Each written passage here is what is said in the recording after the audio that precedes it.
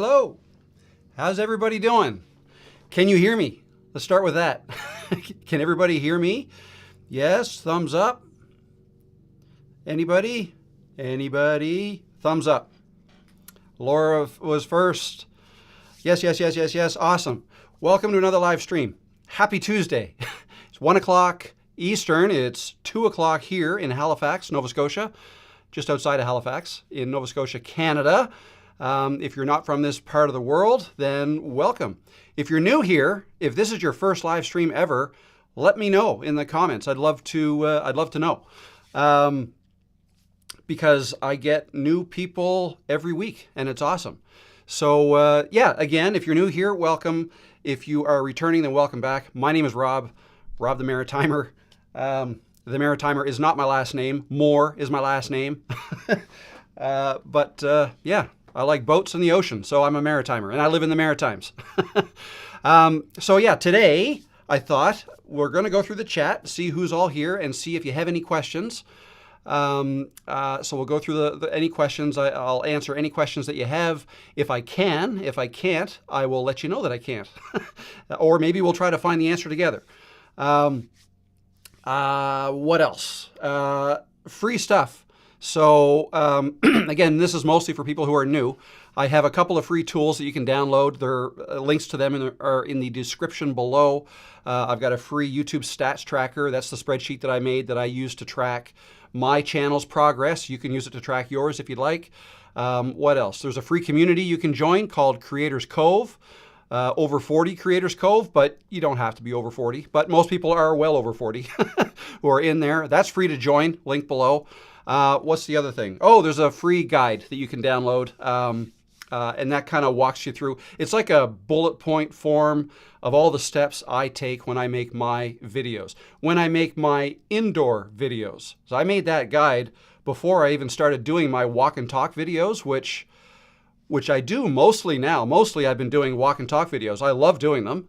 Get my exercise in at the same time, so bonus. And you guys seem to be liking them too. So I guess I'm practicing what I preach. Listen to your viewers. If your viewers want you to make a certain kind of, if they like a certain kind of video more than another kind, then maybe do more of that kind that they like. You know, I mean, honestly, you can do whatever you want, but if you want to grow your channel, then take cues from your audience, and they will guide you as to where you should go. So yeah, I've got a few notes here of things to talk about. How many of you watched that video yesterday? I put out a video. I woke up yesterday morning at 6 o'clock, and by 6:30, I had an idea in my head of what to make for a video. I wanted a video out Monday morning. And I didn't do anything all weekend. Whew, it's getting warm. I might have to take my hat off. And so, yeah, I woke up Monday morning and thought, let's make a video quick, and let's get it out this morning. So, and that was the topic of the video, how to make a video basically in 3 hours from concept to published. I'm taking that off. I don't know if you can probably tell, but I'm sweating. Whew, it's warm. Why am I so warm all of a sudden? It is warming up in this neck of the woods. I hear a lawnmower outside, which is my neighbor. It's not me, not our house. But yeah, so anyways, yeah, so that video I did yesterday, it's doing quite well. And that kind of proves my point. I also did a video on Friday where a lot more prep went into that one. I actually packed up my stuff and I drove out to Peggy's Cove and sat on the rocks and filmed myself, and I set up the 360-degree camera to film myself filming myself. And I did it in like with a whole bunch of people, tourists and stuff walking around. So that was a little outside my comfort zone, but that was a little bit part of that topic in that video too. But my point is that video took a lot of extra prep work, a lot more editing afterwards. I mean, it still didn't take a long time. I believe I went out there Thursday afternoon, and by Friday morning I had it posted. So it was still only half a day or a little bit more than half a day to get that one made.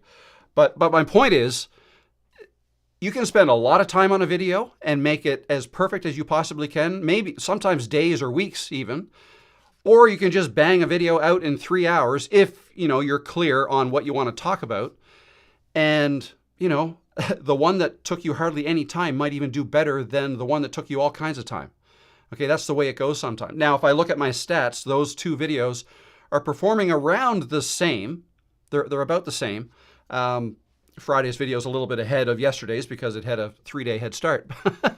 But anyways, yeah, that's that. Before you guys get too far ahead of me, let me quickly go through the chat here.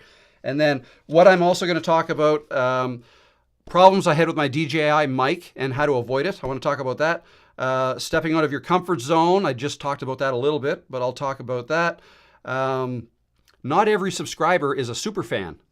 That's something I want to talk about. YouTube Shorts, something else I want to talk about. I don't know if you guys noticed, but I put out a couple of shorts today. First time in like 6-7 months. No real reason, just trying it out. I tried out Opus Clip. If you guys are familiar with that, you plug in a long form video of yours and it will generate 10 to 20 shorts. It'll use AI to pick out the best parts, and you can kind of scan through them, see which ones you like. That's all I did. So in around 30 minutes, I made 21 shorts. So I'm going to put those out over the next several days. So anyways, that's what I'm going to talk about, but let's get into the chat and find out who's here. I'm going to try to not spend as much time, posting putting up everybody's comment on the screen like I usually do, because by doing that, I always fall way behind. And then those of you who are asking questions, sometimes it takes me, sometimes you're waiting half an hour or more before I get to your answers. So anyways, there we go. So that said, though, let's get into the chat a little bit. We've got Jane here. Sequence ready. Question. Sequence ready. About to launch a channel. Very nervous, and I thank you for the advice about accepting how we look. Not easy. Just wanted to say thanks. Okay, so it wasn't a question. No problem. Not at all. But I mean, it's so true. I mean, just press record. As Sean Cannell says, you just got to hit record, right? If you guys know him from Think Media. Warts and all, I like to say. It doesn't even really matter. Don't worry too much about the way you look. I'm sweating like crazy here because it's getting warm in the Maritimes. But hey, who cares? You guys are here. We've got 77 of you here, so you don't seem to mind. So yeah, doesn't matter how we look. There's an audience out there for everybody. I firmly believe that. Violetta's here in Romania. Hello. Brad is here, all about the alternative. Home Sweet Myrtle, hello. Here's another question. Should my channel name be specific to what the content's about? Yeah, dumb question, I know. It's not a dumb question.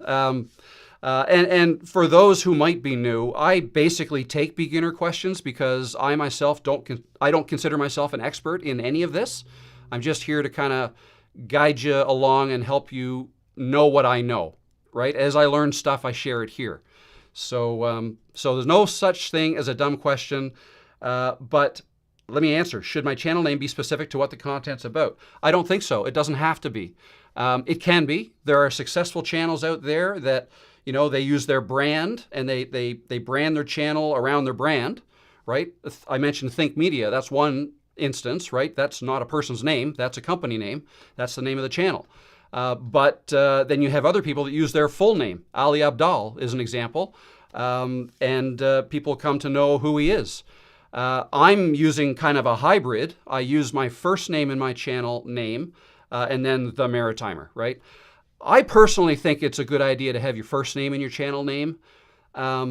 It doesn't affect how your videos perform at all. Your channel name doesn't affect that.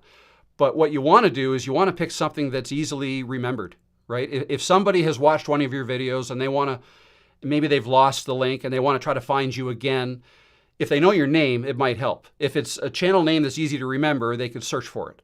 Okay? So, but the other thing is, I like having your first name in the channel name so that people know who you are. So you don't have to constantly introduce yourself and say, hi, my name is Rob. Sometimes I forget to say that in videos or the live streams, but it's right there in my channel name, so you know who I am.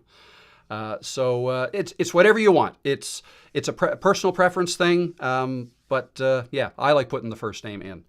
Before I go too much further, I want to acknowledge a super chat, MM92. Thank you very much for the super chat. And that comes with a question. It says, do you recommend for new channels to post every day or nearly every day to train YouTube algorithm on the right video audience? I don't come out and say that I recommend that. No. If you can, then go for it. But I'm of the belief that, give each video a little bit of time to kind of percolate on its own before you, especially, well, if you're just starting out, I suppose you could start with a few videos right off the bat, but I don't really see that as being necessary. If I were starting over, I would probably focus on one video, get it the way I want it, publish it, and then I'm working on the next one. Okay. It's nice if you can stick to a consistent schedule. Like if you can post every maybe 3 days a week and pick those 3 days, or maybe twice a week and pick those days and try to stick to that. Because YouTube loves consistency, and more accurately, your audience that you will start to grow likes consistency. Okay? Did I say accuracy? I meant consistency. So yeah, that's what I would focus on. Try to be as consistent. If all you can do is one video a week comfortably without burning yourself out and stressing out over it, then do one a week. One every day. I mean, I've done that as a test, but the results of that test, quite honestly, I mean, the viewers' results, like the stats, the videos started to get fewer and fewer views. Now, that could be content related, but I feel like part of it is if I'm pumping out a video every single day, then I'm probably not putting as much effort into each video as I could be if I gave a video the time it deserves, like a couple of days or a few days or whatever it is. Right? So make the video as good as you can. I mean, to a point. I also preach the fact that I don't think you have to do very much editing at all. Just record and get it out. And maybe you're even thinking about the video I made yesterday where I basically proved I can go from concept to published in 3 hours. And if that's the case, then why don't I do 2 videos every single day, 14 videos a week, right? That's a bit much. I mean, your brain will fry. Like that's a lot because there's other things to do too, right? After, by 9:30, I had that video published. Then what? Well, I'll tell you, I answer comments. That's a big part of my day now, answering comments, because I do try to answer them all. And while I answer comments, that's typically when I'll get ideas for my next videos. Okay, more often than not. I mean, I do have a list of ideas that I get, and I just keep adding to that list, and I rarely ever scratch stuff off. Yeah, that's a big part of my day, doing that, and then researching on YouTube. So anyways, I don't know if I answered your question. I hope I did, but thank you again. Really appreciate that. We have another super chat. Stavros the Curious, thank you so much. I really appreciate that. And it doesn't look like you had a question with that. So if you had a question, feel free to ask. But if not, I really appreciate that. Thank you. Let me get back to the chat and see what else. See if there are any other questions here. Greetings from Hudson Valley, New York. Awesome. Bangkok, Thailand. Very good. Must be late there or early, one or the other. Musgrave Family Farm, good afternoon. Hi, Rob and everyone. Babe Solo, good morning, chat. Good morning. Laura, Mary Nature from Switzerland. Awesome. The Accidental Software Engineer. Such a welcoming demeanor. Thank you very much. Appreciate that. Jane Loves to Shop. That's a cool name. Let's see. Looking for questions here. Hope the Conductor Martin, hope the power cut in your area didn't affect you. I wasn't aware of any power cut here, so I guess not. That would really suck if the power went out during a live stream, but hopefully that's not coming. We have a little bit of wind out there today, but not a lot. So no power cut here. Watching from Newfoundland, very good. Life of a Happy Wife from Alberta, first time live chat. Welcome, very, very good. Good to see you here. Okay, now I'm into the yeses. Yes, you hear me? Yes, awesome. I always have to ask because, as you guys know, As some of anybody who's a regular, as you know, sometimes I start these live chats without any audio. So apologies for that. It's, again, warts and all, right? Thumbs up. Hello, Holly. David, first time on your live from Yelm. Yelm. I've never heard of that. I don't even know where that is. But welcome, David. Good to see you here. Some more thumbs up. Good morning. Good morning. Okay, looking for a question here. First live stream from Simon. Welcome, Simon. Here's a question. Spirit-led Steph. Hello, Steph. New here. Rob, do live streams count for views? 100% yes. Yes, they do. I'm a big believer in live streams, especially for growing channels. I attribute my channel growth to doing live streams. Well, it was last March when I finally decided, look, I want to do this. Stop messing around. Let's get a plan together. And I did. And the plan was 3 videos a week, 1 live stream a week. And I could pretty much do it full time. I was freelancing on this. Well, that was my full time thing, but I wanted to kind of move from that being full time to YouTube being full time. So at the time, I was working a lot to do that. But live streams was a big part of it. As soon as I started to do that, it started slow with 4 viewers, 4 concurrent viewers, or peak viewers it's called when you look at it in your stats. The first week, the next week it was 7, and it just kind of kept growing from there. And now we're at 118 right now. Awesome, thank you guys. And I think I want to say around 150 is where I've kind of topped out, but we'll see if we can't beat that before the end of the year. So yes, they do count for views and watch hours. I was going to say more importantly, but it really, I mean, when you're looking to get monetized, it's funny because when you're looking to get monetized, I was there a year ago. That's like all you think about. It's like, I want to get monetized. Monetize. That's all you think about. How do I do that? I met the 1,000 subscribers, but the 4,000 watch hours, I'm at 2,000 watch hours. I got to double that. How am I going to do that? So that was a big focus. Misguided, I will add, by the way, but it is what people focus on, and that's totally fine. Live streams really help with that, because as you start to grow your live streams, if I go live for, I'm going to trip over my math again, but again, like if there are 10 people watching and they all watch for an hour, that's 10 hours of watch time right there. And it's done as soon as you hit, end your live stream. But not only that, a live stream then lives on in your channel as a video that people can watch, right? And they'll watch your video. They'll come and go. I mean, you usually get most of your views during the live stream. I don't know if I should even say that because that's probably different for everybody. But that's normally what I notice. So for last week, I think last week's, maybe I had around 1,000 views by the end of the live stream. There was only ever maybe 120, 130 there at one time, but people come and go. The last week's was over 3 hours. People come and go. And the total number of different people or different views was over 1,000. Now that number is, I think it's around 1,800. So it almost doubled in the last 6 days since then.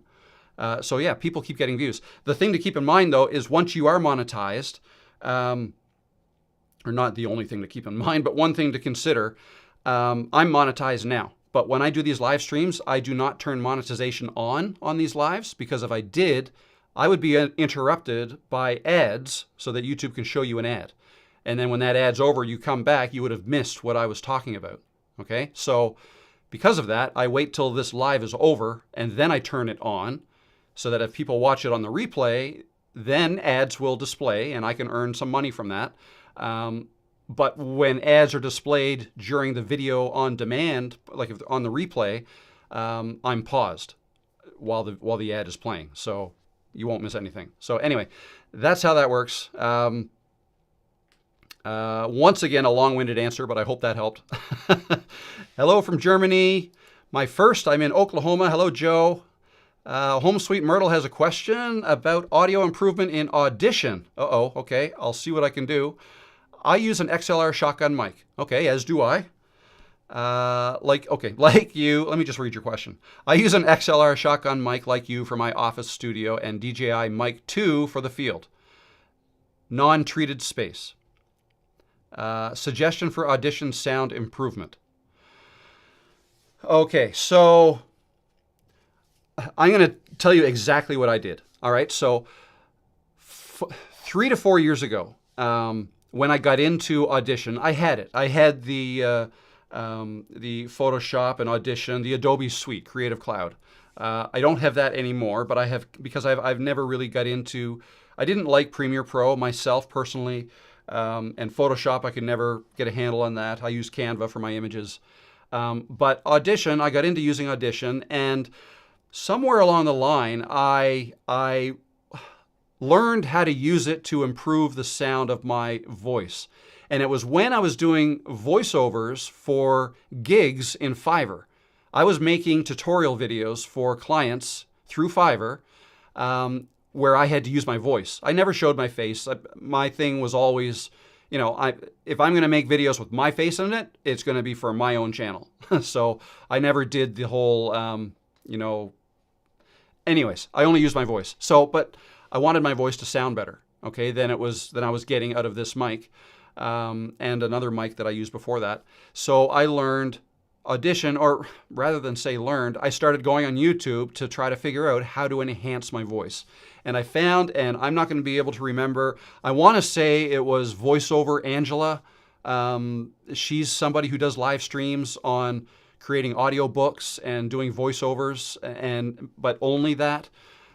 So I think I watched one of her tutorials on how to set up Adobe Audition so that you can treat your voice after the fact. Like, I recorded a video or a voiceover, and then it's in Audition. I record directly in Audition. Even today, when I make a video, I record in Audition. And then what I do is I will go and, let me just show you. Let me show you. Okay, that is not Audition, that's Canva. So let me open up Audition.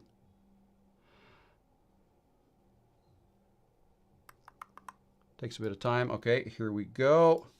Now, actually, I'm going to use a video file. So Audition can open video files, by the way. It doesn't open the video portion of it, or not that I know of, just the audio portion. But you can open an MP4 and it just opens the audio. So that's often what I'll do if I'm treating an audio file after I've recorded it, maybe in the field.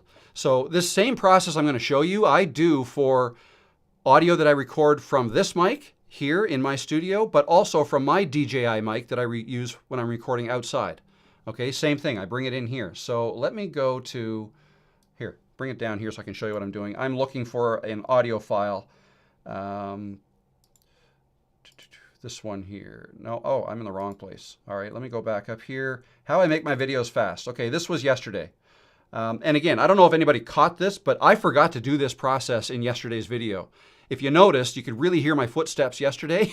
That's because it used the mic from my iPhone, right? The DJI mic wasn't seated properly in my iPhone connection, so it didn't pick it up. But I was recording on the mic as a backup, like I always do. There's a little record button on the mic, but I forgot to even double check that. So I have that.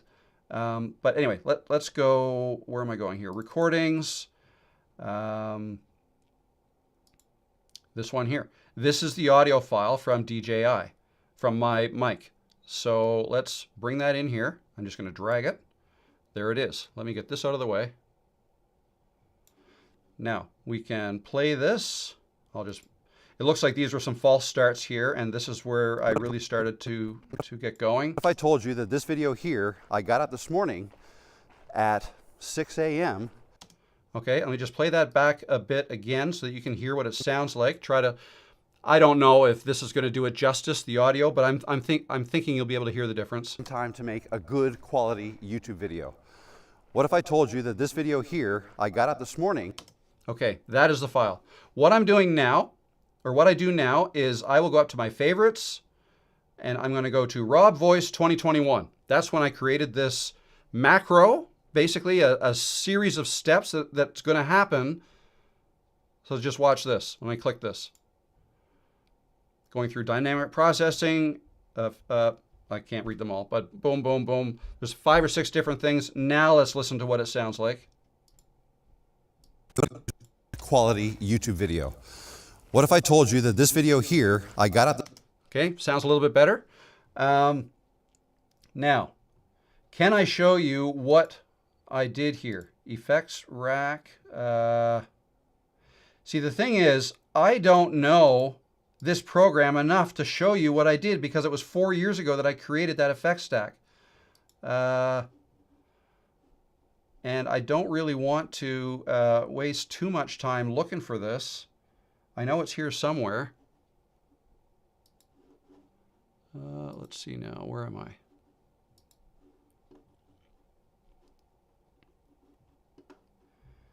Bear with me 1 second. Okay, favorites, edit favorites, favorite name. There it is there. Okay, here we go. So I added, and I think I can move the, no, I can, here we go, do this. I added dynamics processing, a hard limiter, graphic equalizer, parametric equalizer, single band compressor, and then I normalized it all. And that all happened. Okay, so instead of me trying to remember everything that I did, I basically recorded myself doing it once and then captured that and saved it as a preset or a macro. It's a favorite is what it, whoops, I'm spitting all over the place. It's a favorite is what it's called in Adobe Audition. So I just go up there and I do that to all of my voices. Now, again, my apologies if I can't really go into much more detail than that right now, but leave that with me. I know I did it because I had to kind of recreate it a little bit in another video. But anyways, I'll have to make a video showing this in a little bit more detail. But for now, that is what I do. Yeah, just there's all kinds of different effects and play with them. In fact, what I do is not necessarily what you should do because everybody's voice is different. Everybody's room is different where you're treating your voice. I technically probably shouldn't be applying the same things, effects, to my voice that's recorded in here versus my voice that's recorded outside. I could probably tweak that to make it sound even better if I knew a little bit more about it. But for my ears, it sounds just fine. So that's what I've been going with. And again, I'm not looking for studio quality, Hollywood quality type stuff here. I'm making videos that are pretty good, but maybe not perfect, but good enough to get my point across. And it looks and sounds half decent. So yeah, trying to shed the whole have to be perfect thing. But I hope that helped, Home Sweet Myrtle. Oh, Nick Nimmin is here. Hello, Nick. How you doing? You were a big influence to me. Like to call you my mentor, even though we don't even really know each other, but love your stuff. I've learned a lot from you. And if you want to get a kick sometime, watch the first video I ever made on this channel. I was trying to be you. Thanks, Nick, for stopping by. That's awesome. Cool. My page has 0 views, 0 likes, 0 subs. I'm almost at 0 hope. What am I doing wrong? It's hard to say. I don't know. You just have to, YouTube is a big learning exercise, right? You're constantly learning, or trying, that's how you grow.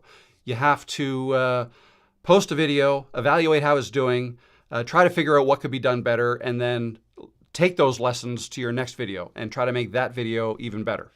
Okay, deliver that hook as quickly as you can, or the first couple of sentences in your video. You have to get into the content right away, because that's how you stop people from leaving your video. The other thing is you can check your click-through rate to make sure people are actually clicking on your thumbnail.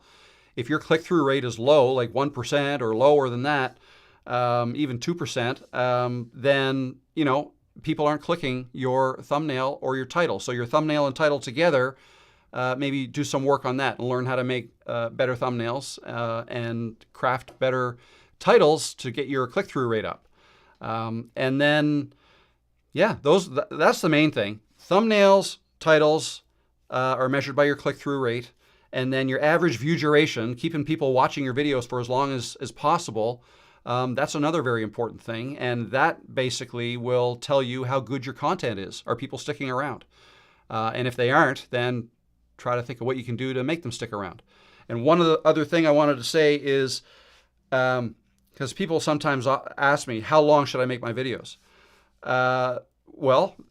There's no one answer to that. Make your videos only as long as they have to be and no longer, basically, to get your point across, to get whatever information you're trying to deliver that as quickly as you can, and that's it. If it only takes you 3 minutes, then make a 3-minute video, right? Don't stretch a 3-minute video into 10 minutes because people will hate that. They'll leave. They'll know that you're just trying to drag it out. Okay, so anyway, some ideas. I hope that helps. All right. Let's see what else we got going on here. The one at the lighthouse. Yeah, that was the one I did on Friday at the lighthouse. Yes. Smash the like button, folks. If you like it. If you like this, smash the like button. Appreciate that, Nick. The fast create video was awesome. Yeah. Except I forgot to do my audio processing. And ironically, that only takes me, 5 minutes, if that? Well, I have to download the video from... Okay, let me show you something. I'm just going to remove this message. Here's the DJI mic. This is DJI Mic 1. It was not called that, but there's now a DJI Mic 2 and a DJI Mic Mini, but this is the one. This is the first one. So it comes with a receiver, big thing in the middle, and 2 mics, transceivers. So let's take a mic out, take this mic out, and now this receiver, okay, has a couple of connections. Where's my phone? Oh. I film with my phone, okay, when I'm outside. And this thing here, my phone now is the iPhone 16 Pro Max. I just upgraded from the 14 Pro Max a few months ago. The 14 Pro Max had a Lightning connector. This one has a USB-C connector. This mic will work with both. And what you do is this little receiver, you plug that in like that. You plug that into your phone. I don't know if you can see that. Is that focusing? So you plug that in. Okay, USB-C. Okay, but this is interchangeable. I can pop that out like this. Just press on it and it comes out. And see all the connectors like that? I can take that one out and grab this one. This is a lightning cable. I gotta make sure my face isn't picking this up. And put that one in until you hear a little click. Now it can plug into an iPhone 14 or 13 or 12 or 11, whatever. Lightning iPhones, okay? So that's what I used until I upgraded. But the thing is, sometimes it's not seated properly. So when you put it in, I hear a click, and then for some reason you can push it a little too far, and then it's not a good connection. So I think this connection to my phone was just fine, right? The way it plugs in like this, that was okay. I don't think that was connected to this. So, but there's a solution, which I did use, but I forgot to do it in editing. This mic, here, let me put this away. This mic, okay, has on the side of it a recording button. I don't know, is that focusing in there? There's a REC, that button in the middle, the bigger one, that's a recording button. So I just have to remember to press that, and if I press that, if I press it now,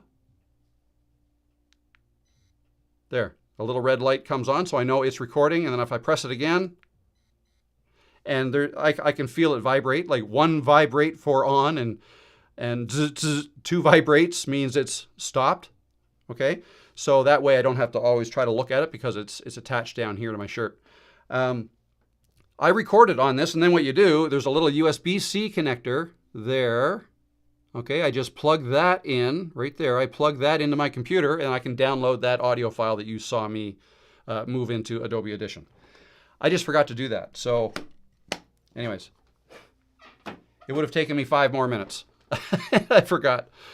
But anyway, yeah, I wanted to show you that if you do get those mics, I love the mic. The mic sounds awesome. I just have to be careful that it's seated properly. Because that's twice now that's happened. I've probably made 100 videos with it now. Maybe not quite. Oh no, probably close to 100 videos with that mic now. And only twice has that happened that it wasn't properly connected. But I always hit record on the mic anyways, and you don't have to worry about taking audio files off of it because it's not a lot of storage. I think it's 8 gigabytes, which is something like 14 hours or something of recording time. Audio files don't take that much space, but it just rolls over. It records over. Like if it needs more space, it just deletes the oldest one off, right? So you never have to worry about that either. Okay, so there you go. Missed yesterday, but watched your Peggy's Cove video. You're brave. I tell you, and I can talk about that a little bit too, getting out of your comfort zone. So me, I've always had a real problem talking to groups of people. Started in school. And who knows why it started in school. I'd have to talk to a therapist probably. But yeah, I just hated it. I hated getting up in front of class. I would get sweaty. My face would turn bright red, even redder if somebody pointed it out. Hated it. And I tried to avoid it all the way through. And I did a pretty good job avoiding it, but sometimes I couldn't. I had to, get up in front of the class sometimes. And I went to engineering school. I became an engineer. I went to graduate school after that. Lots of times I had to present, and I just, always tried to get in a group where somebody else could be the speaker. Anyways, where am I going with that? So for me, recording in public is an issue. I don't love it. And I get a little bit nervous. I'm getting better. I mean, most of my outdoor videos are filmed on a trail that's here in rural Nova Scotia. We're 30 minutes from Halifax. There's people, but not a lot. So there's a lot of times I can find myself alone on the trail, and I love it. It's great. But I want to demonstrate that I can conquer that and I can get over that fear. And then last Thursday actually is when I did it, at Peggy's Cove was me proving to myself and to you that it can be done. And that if I can do it, you can do it. In the near future, I'm going to go into Halifax, very public area. I don't know if I'm going to go, there's public gardens I could go to, the boardwalk on the waterfront, or there's a big park downtown somewhere. And I'll walk around and I'm going to talk to my camera and we'll just see how that goes. And I'll make a video out of that. Because what have I got to lose? Why not? What have you got to lose by doing that? Might people laugh at you? Maybe. So what? Right? I guess that's my attitude now. I mean, I cared a lot when I was younger. And I think with age, maybe I don't care as much. It just doesn't matter. I mean, wouldn't it suck if I went all the way through life and there were things that I didn't do just because I was nervous what other people would think? That's not good. I would regret that. So, because of that, and then I guess tying this all together, with age, comes the realization of mortality, right? And sometimes people start to think, if not now, then when, right? I'd like to be able to do some of that. I'd like to cross a couple of these things that I was afraid to do off my bucket list before it's over, right? So I guess that's part of it too. But yeah, I want to make a real good go at this YouTube thing. I want to grow my YouTube channel. I want to keep growing it from here and turn it into something fantastic. And I know there's a lot of you out there who would like to do the same thing. So again, if I can do it, you can do it. And I think sometimes just me showing you me going through me having a tough go at trying to get through some of these things. I mean, I'm sure, I put bloopers at the end of that video. I'm sure you could tell that I was nervous at times. That time when, and this was perfect, this was not scripted, but there was a lady that walked behind me, and her daughter, I think, from behind me, and then stood beside me while I was recording, and I could feel them right here. And so I finished my sentence, and I don't even think I finished it the way I wanted to. It was kind of a weak ending to that sentence because I knew, and I just kind of looked over, and she was looking right at me, and she said, "Hi." So I'm like, "Hi." And then I looked back, smiling, and gathered myself and kept going. So most of the time, that's not going to happen. Like, most people won't. I feel like if I were her, I don't think I would have acknowledged me. If I was there looking and I see somebody recording, I would have thought, well, that's kind of cool. Well, I mean, I'm interested in this stuff. Maybe it's totally foreign to her, but just the same, I feel like I would have empathy to me sitting on the rocks there trying to film something because of the way I would feel. And I feel like that if I saw me, turning towards me to acknowledge me, I'd probably look away. I think that's what my reaction would be. But again, everybody's different. Everybody's going to handle that situation differently. And regardless of how it's handled, I don't think it even matters. It's all good. I think in this day and age, people recording out in public is not a weird thing. Everybody's got a 4K camera in their pocket, right? Everybody, all the younger generations, they're filming all the time. They're doing it for the gram, right? They're taking selfies, posting on Instagram, little reels or TikToks or whatever they're doing. It's totally normal for them. But for somebody like me, for someone maybe like you, if you're over 40, over 50, over 60, or older than that, you grew up at a time when not everybody wasn't filming each other. Like if you saw somebody recording something with a video camera in 1975, that was very interesting, right? And then you might have a lot of people staring, but not so much today. It might feel weird to us because we didn't grow up that way, but it's not weird or different to most people, right? So anyway, those are my thoughts on that. Let me take a drink. It's almost like a big monologue. But anyways, yeah, I hope that helps. I'm just trying to help people get over any fears you might have for doing this, because really it doesn't matter. Like now, me going into Halifax and filming myself is a little bit extra, even Peggy's Cove, because I live here. Okay, I live in this area and I know people. So, I mean, I went to university in Halifax many years ago, but still, I know people, know lots of people, and there's probably a pretty good chance that I might run into somebody I know. Now, what would I call it? Halifax is probably a medium-sized city, I guess. I think we're right around 500,000 people in the city. There's 1 million people in this province, so it's certainly not New York City. It's not even Boston. Like it's not Toronto. It's not that big at all. But it's bigger than Ingrimport. So anyway, we'll see. We'll see how that goes. Let's see. Any other questions? Oh, having problem with quiet spot in house. Can you describe how to set up gear to make videos in the car? Okay, yeah. To make a video in a car, I would just use your phone. That's all I would use. And some way to attach it to your dash pointing at you. And then what would help is if you had a mic, a wireless mic. Now, no, you probably don't even need that. If you're in your car and the sound is controlled, you probably don't even need a wireless mic. If you have one, it might sound better, but not necessary. Make sure your radio is off. Because that's the worst thing you can do is capture copyrighted music in a video you're trying to make, because then you can't upload it or it'll get, YouTube won't allow you to monetize that video, or it might get taken down. So make sure the radio's off. And yeah, there's various different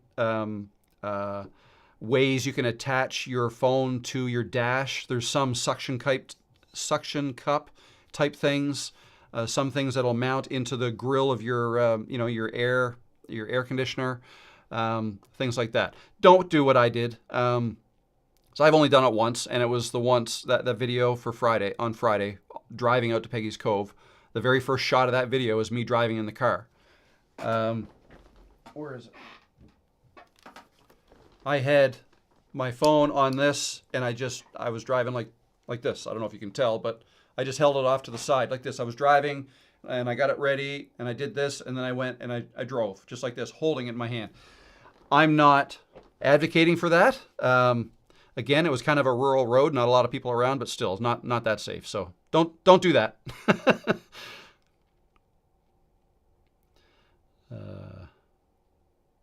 Do you do one-on-one consulting? I do. I just call it one-on-one coaching. There's a link below if you're interested. You can click that and learn a little bit more about that. But yeah, I do a lot of that. Usually have several calls a week and have a lot of fun with that. British Columbia, howdy. How you doing? Do lives count as... Oh, I think I already answered that. Lives do count on watch hours and views. Yes. Okay, let's see. I have a question for you, Rob. On TubeBuddy, what does engagement mean? Well, I'm not a TubeBuddy user, but generally speaking, engagement is when people comment on your videos, you comment back or reply to comments, they reply. That's all engagement. And they give you a like, or if they share your video, or if they subscribe to your channel, that's all engagement.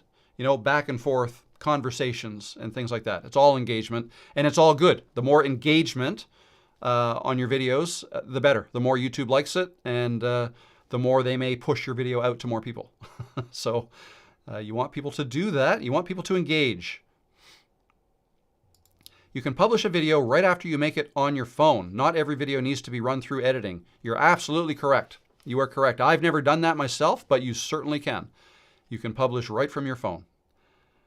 Absolutely. Angela's Faith, how you doing? Good to see you.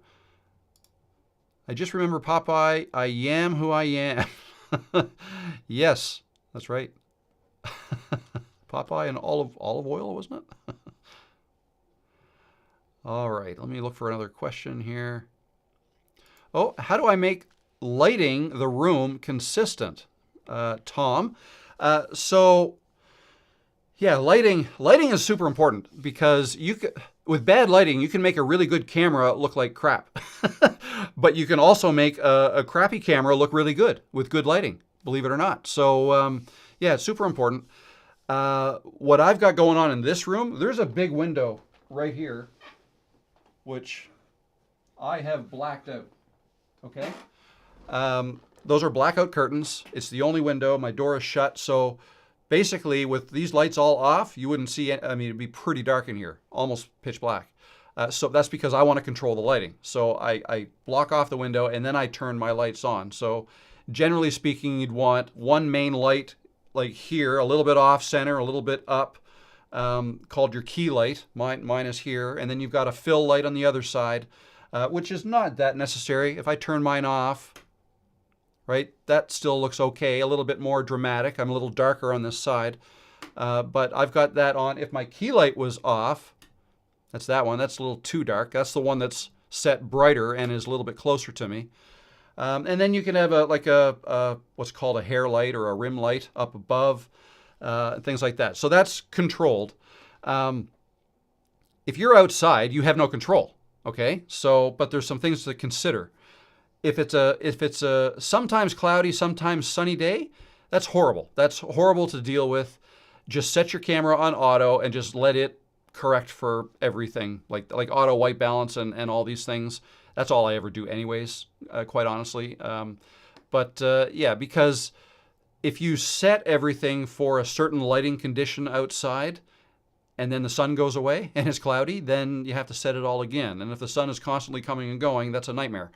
Yeah, but thankfully there are these settings called auto, where you just put it on auto and just go outside. But that said, the big thing I do consider is where the sun is, right? I prefer to have the sun, I try to think of the sun as my key light, all right? I want it kind of in front of me or off to the side a little bit. I don't want it behind my head.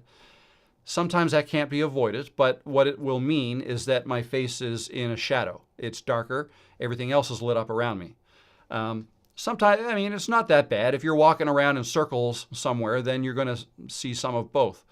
But for the most part, I try to I try to make it so that my walks are kind of towards the sun when I'm filming a walk. Okay, so those are some of the things I think about that hopefully will help you. All right, here. Take another quick drink. How we doing? How we doing? How far behind am I? I'm looking for more questions here. I know I always fall behind, but here's one from John. I've been following you for a few days. Your video content quality is very good, but I noticed that due to video optimization problem, the videos are not getting enough view subs. Are you talking about my videos? I'd love more views and subs too, but I'm assuming you're talking about your own videos. Video optimization problem.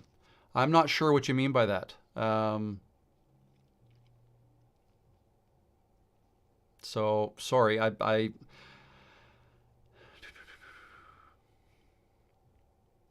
yeah, I don't know. If you can kind of rephrase your question, I'd be happy to try to answer it, but I don't know what you're asking.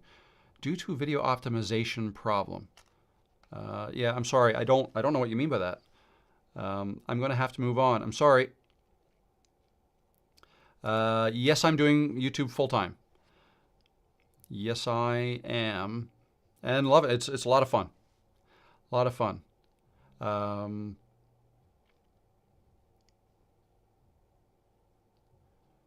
Okay.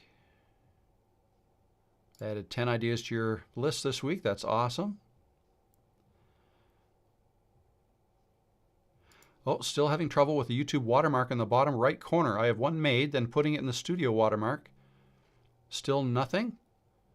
It should show up. Let's see now.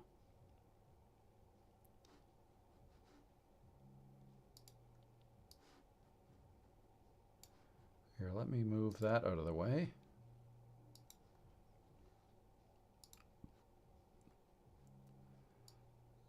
And if we go to Studio, and I'll share my screen. So if I share my screen here, and you're talking about the watermark would be in Customization, and if you scroll to the bottom, right down here, Video Watermark. Okay, that thing right here.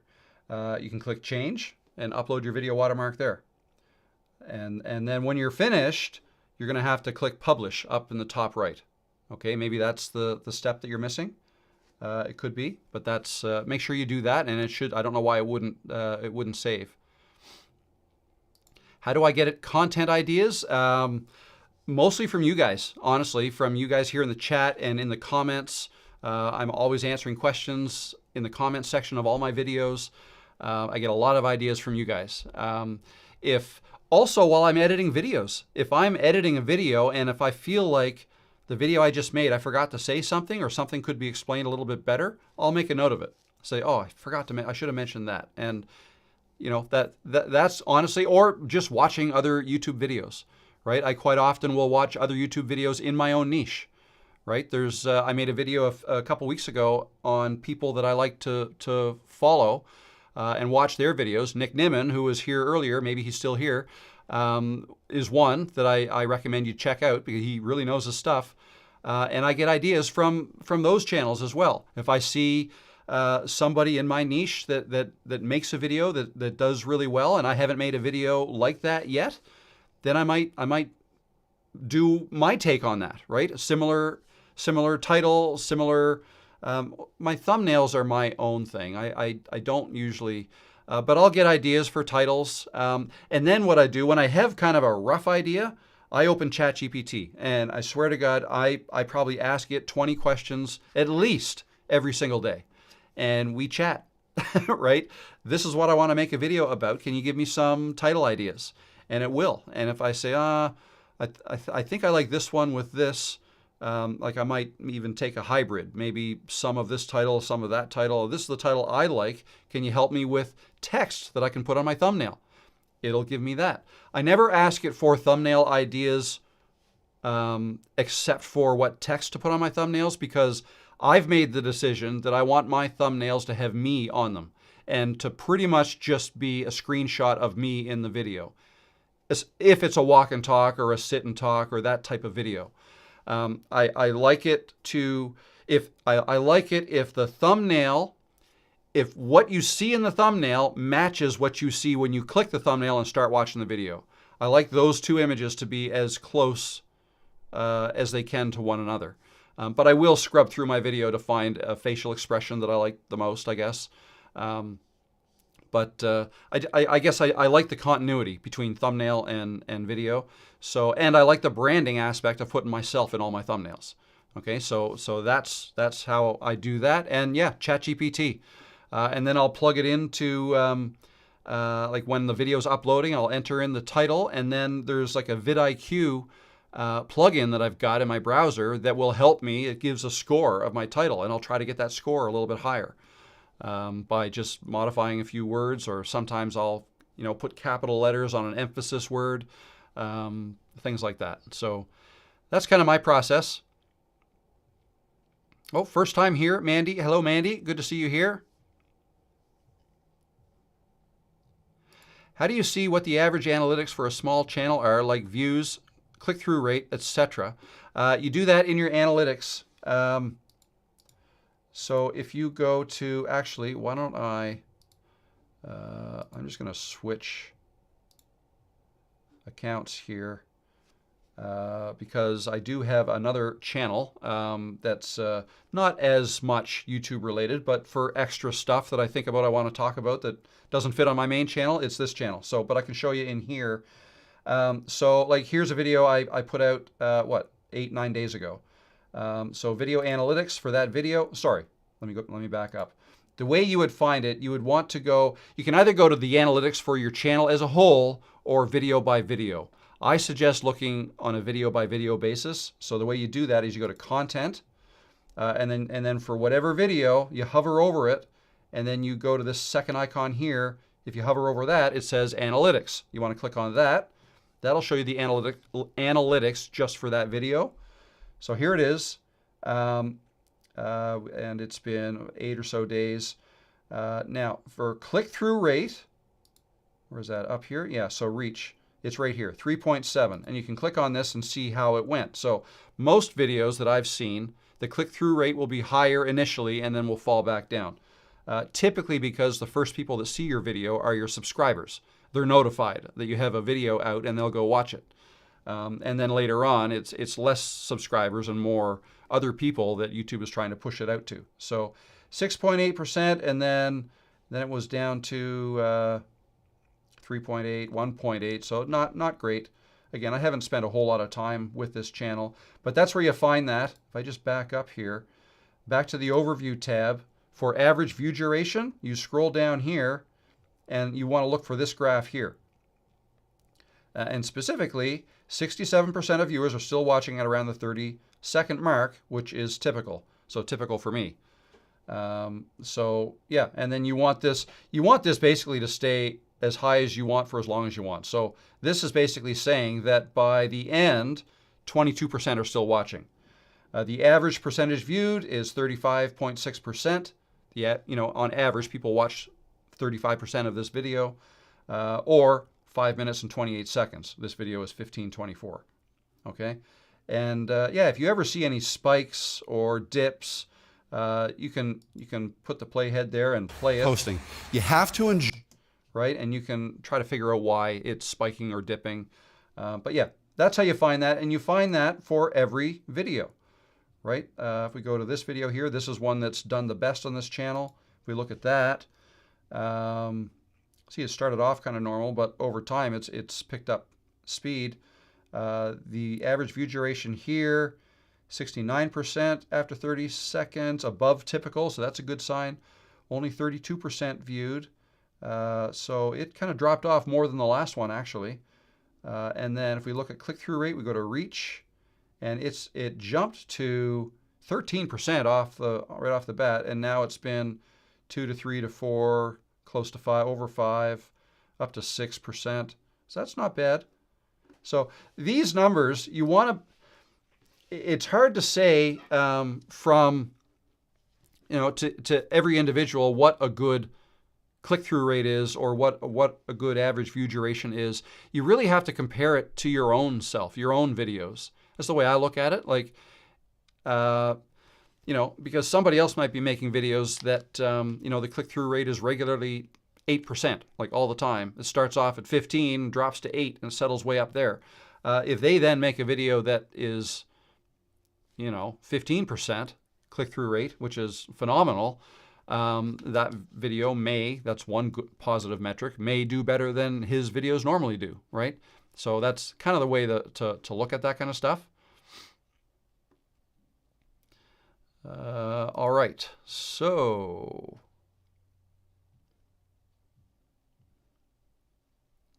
do you have to link something to the subscribe button? No. So you're talking about the watermark at the bottom right of all the videos. It's automatically a subscribe button for your channel. Okay, that's exactly what it is. You can make a custom image, but it's to subscribe to your channel. Barb, how you doing, Barb? Good to see you again. The vulnerability topic in your recent video, Fear, Legacy, Aging Time, got me. I appreciated the raw and relatable discussion, things most of us feel, think, and fear. Appreciate that, Barb. Thank you very much. I'm glad you liked that. That would have been Friday's video at Peggy's Cove. Very tempted to start with a coming up followed by some outtakes to show I'm human. I think that's a great idea. I've done that.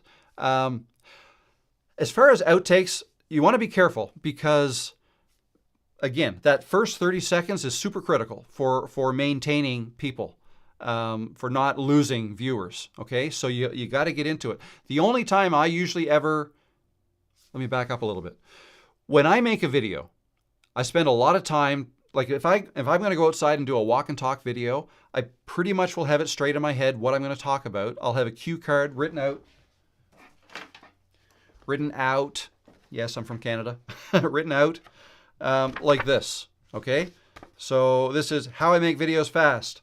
Keep editing simple. Just talk to the camera. Don't worry about perfect framing or mistakes. So those are the only notes I took with me. I throw that in my pocket. So I pretty much know this is only to refer to in case I lose my way. But then while I'm out there walking, before I hit record, I'm thinking, okay, how do I want to open this video? How do I want to start this video? And I'll have put some thought into this in the office first before I go outside.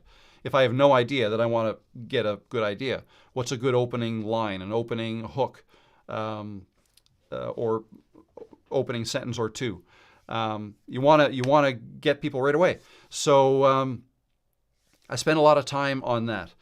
But as you guys probably know, because I put bloopers at the end of a lot of my videos, it usually takes me a few takes before I'm happy with that intro. So there may be 5, 10, 15 false starts. But then if I feel like it was good, I'll just keep going. And then that part, I usually never have to re-record any of that. So when I then get back to my office, I'll find the good part that I kept, and I'll start editing that. I'll save all the beginning stuff, all my false starts, and I'll actually put that at the end in case I'm going to do a blooper reel at the end. But while I'm editing the beginning of this video with my good take, if I'm still not happy, if I still don't think that intro was engaging enough, or if I didn't deliver the sentence tight enough, for lack of a better term, I'll edit that to tighten things up. Or another thing I'll do is I'll go deeper into the video to find a place where maybe I was talking a little bit more excitedly, and maybe even find a little cliffhanger that I left later on, and I'll copy that and I'll put that at the beginning, and then I'll put the text coming up. But I'll only have that maybe 5, maybe 10 seconds, like not very long. And in fact, that's what I did. That's what I did on Friday's video. If I go here. So this is the video I made on Friday. I was scared. I was fearful, mostly I think about being judged, probably about the way I looked, what I was wearing. I mean, the things you think about when you're younger, right? I would start to sweat. My face would turn red. That was a big one, and I knew it, and I felt it. I'd be overheating. And then people would tell me, Rob, you're getting so red. Just that, right? Just that, somebody pointing that out. I hated that so much. Okay, so, and then it just goes into the video. Today I just want to have a chat. Okay, so that was 30 seconds. But all of that, I didn't record that separate. That was later on in the video, and it might take me a while to find it, but if you go deeper into the video, all of that I said was said later in the video. So I copied that, put it at the beginning. I think I even cut out a couple of ums and ahs and tightened it up even a little bit more.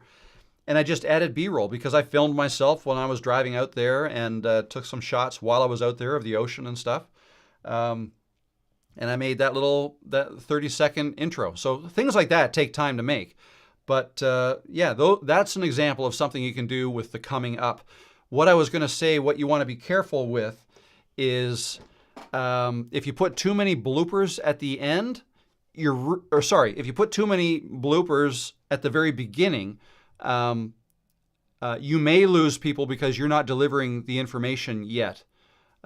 In the case that I just showed you there, I was delivering some information that I'm going to be delivering later on, and trying to invoke some emotion from people, trying to get them, oh geez, I wonder what he's talking about. Like I want to hear more about this, right? But if it's just blooper reels, you may not get the same effect. I've only done it once or twice where I might show one false start, like I'll start talking and it's like, oh, crap.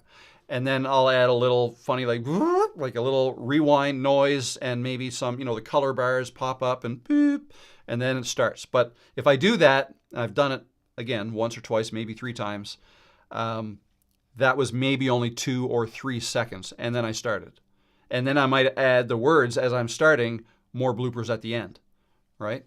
So I've done that. That's something else you might want to consider or think about doing. All right, I'm going to have to scroll a little quicker. Sorry, guys. Oh, here's a question. Does your arm get tired while holding the selfie stick while walking? No, it doesn't. I mean, sometimes I switch arms.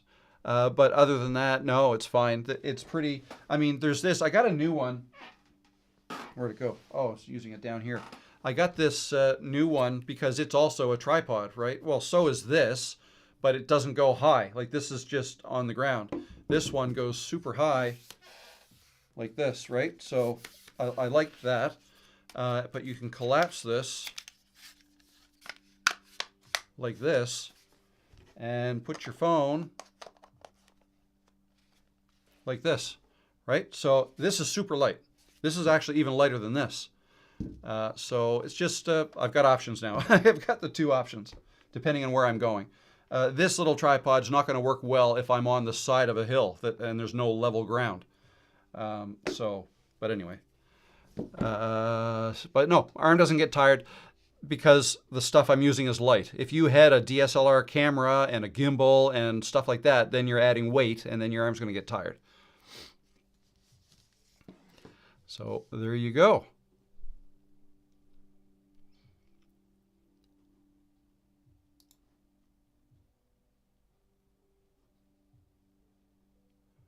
Okay, looking for more questions here.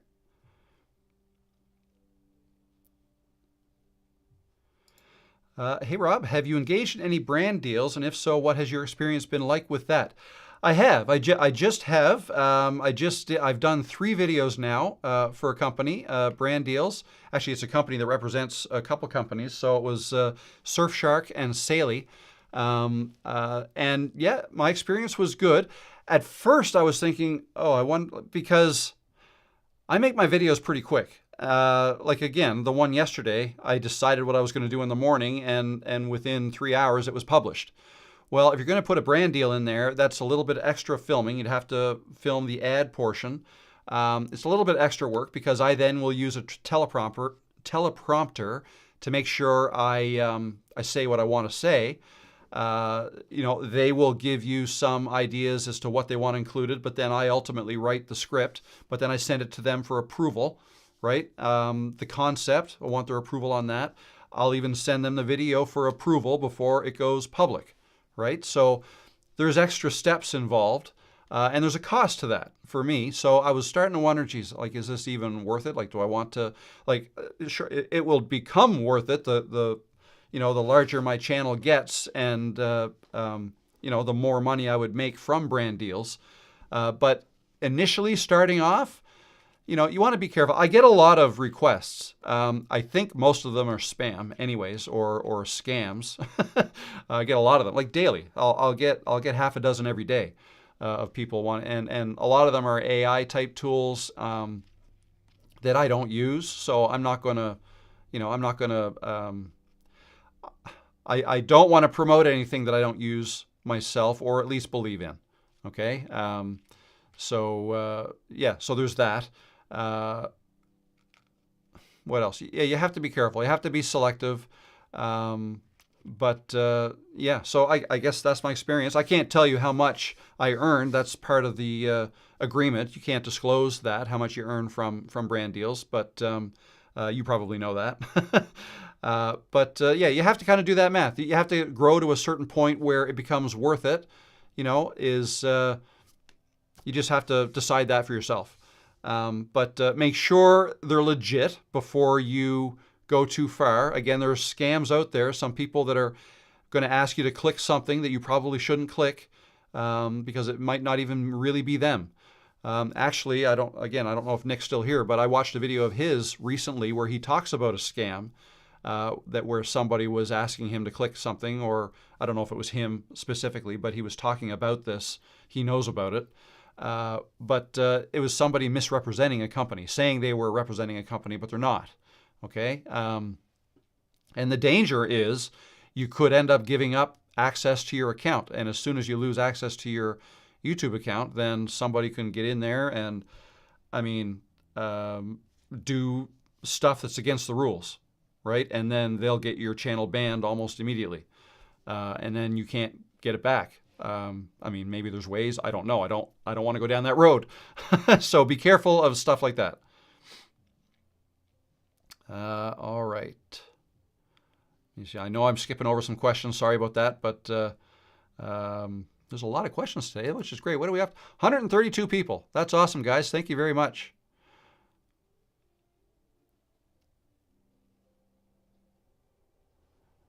All right, let's see.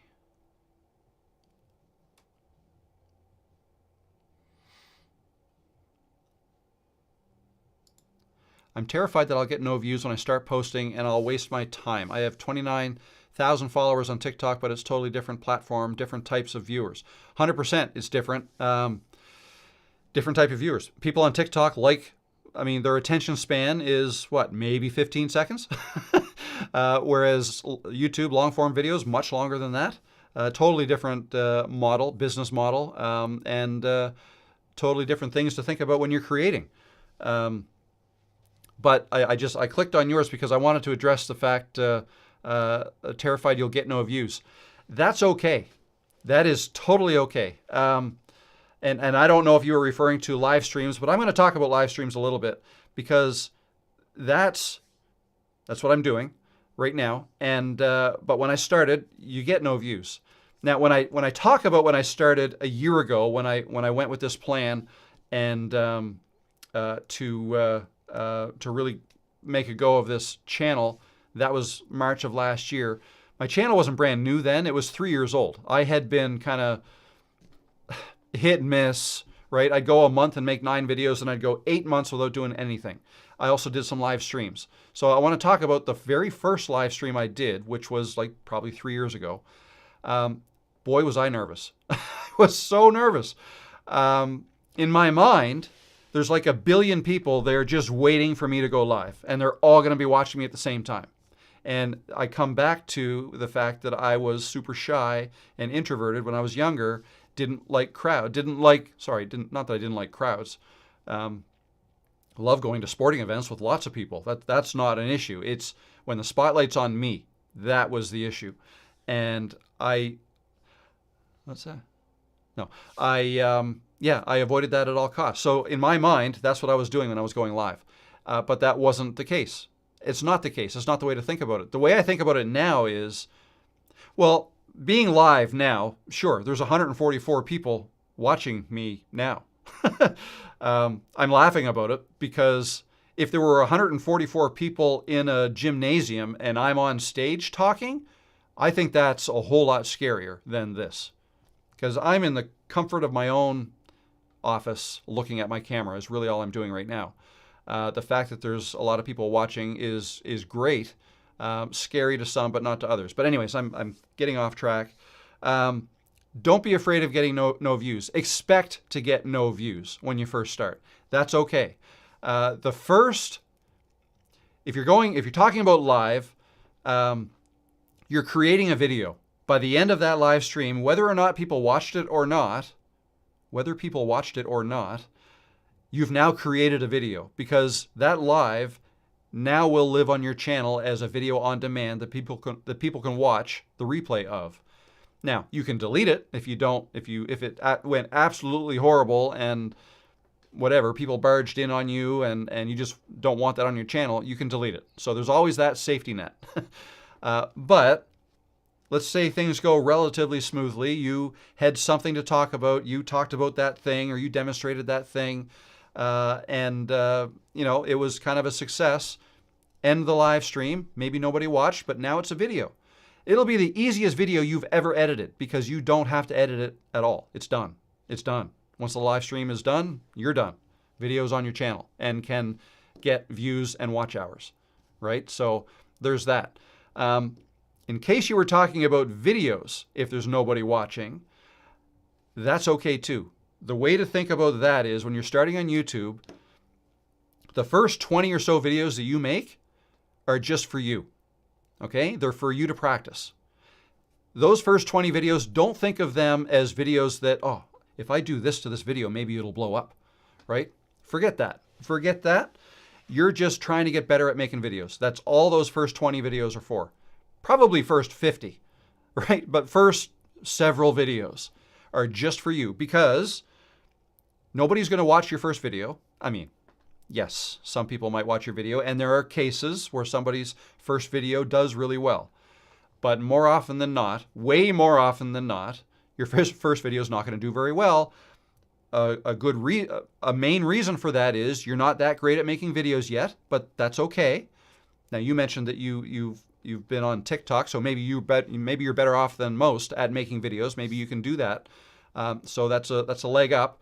But my point is, for the vast majority of people, their first 20 videos, maybe at the end of 20 videos, they have 5 new subscribers, 5 total subscribers, maybe 10, maybe 20, maybe 100. I don't know. But regardless, look into the future, a couple of years down the road to when you have 50,000 subscribers, right? How many of those 50,000 subscribers do you think came to you in those first 20 videos, first 50 videos even? Maybe none. Maybe none. So at that point, when you have 50,000 subscribers, 300 videos on your channel, the next video you post, right, might get 5,000 views the first day, another 3,000 views in day 2. There's 8,000 views in 2 days for your 301st video. Do you think they cared what your first 20 videos look like? Not at all. You may even be talking about different things down the line. Okay? All you're doing in your first 20 videos are practicing. You're getting better at making videos, at coming up with titles, making thumbnails, delivering a good solid hook that keeps people wanting to watch your video, delivering good videos, getting better at editing, getting better with your camera, lighting, walking and talking or sitting or demonstrating, sharing your screen. There's skills you're learning all the time. You're getting better with Canva, making thumbnails, all the stuff. They're for you to get better. You make a video number 1. Video number 2, okay, what'd you learn from video number 1? Apply that and try to make video number 2 a little bit better. And if you're always trying to get a little bit better, again, those first several videos that you make, the only time people, subscriber number 50,001, will look at your first video is out of curiosity. Oh, I want to know where she came from. Like, how good is she now compared to what she was? Which is another reason why I think it's a great idea to leave your first crappy videos on your channel. Leave them there because they're fun to refer to. I refer to my first ones all the time, and I'm I'm laughing. It's okay. If you want to watch it, laugh at it, and laugh at me, that's okay. I'm already laughing, so we're laughing together. You're not, it doesn't bother me. So anyway, long-winded answer, but you guys are probably used to that. Better late than never, mama. Question, which clip-on mic would you suggest? I like the DJI, and I'll recommend that because that's what I use. DJI mic. I'm sure the DJI mic 2 is fabulous and probably even better. It's a little more expensive than the DJI mic 1 that I have. DJI mic mini is also good. So that's what I would officially recommend because I bought it and I use it myself. But I can also tell you that Rode makes good mics. I've seen on other people's channels people that are happy with the Rode wireless mics. I personally don't like the bigger form factor. It's a big square thing that clips up here. I like the shape of the smaller DJI ones better.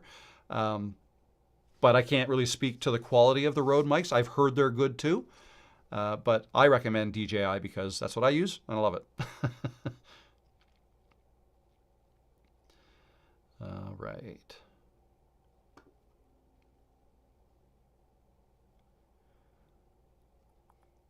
How do you make the comments pop on the screen? I do that with the software I'm using to go live, which is Ecamm Live. You can go live directly from YouTube Studio, but you don't get as many bells and whistles. That's just going live you on camera. And actually, I'm going to move this down a little bit so they pop up down a little bit lower. And maybe in the, oh, that's fine. So yeah, I use Ecamm Live. Let me just change. I'm going to change this. I usually have this set. Oops, I need something else. I usually use my Joby tripod for my iPhone for these live streams, and I can share.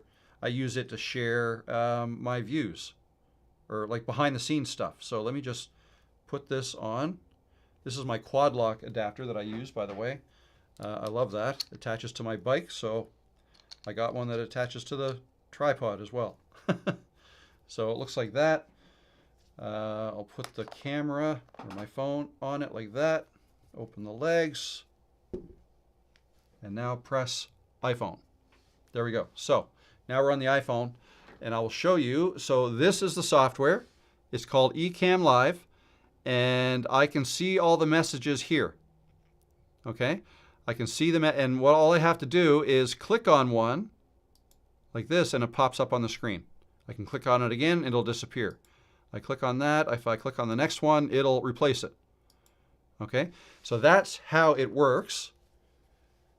And I love the software, Ecamm Live. You can also do it in StreamYard. That's another software that I have used before. Sorry, it's not really software. It's a service. It's a browser-based system that you log into, and you basically stream to StreamYard, and StreamYard sends your stream to wherever you're streaming to. YouTube. It can multi-stream. YouTube, Facebook, Instagram, all at the same time if you want, I think. I never did that when I used it, but I have a MacBook, and I love the way Ecamm Live works and looks. I've never had a problem with it. So yeah, that's how I do that.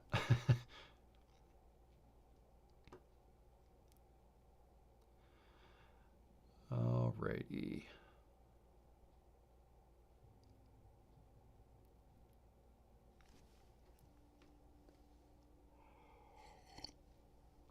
We've been at this an hour and a half, eh? Is that okay? We still doing good? Still have 130 people. It looks like we peaked at like 150 people. Wow. And just so you know, actually, I should show you that.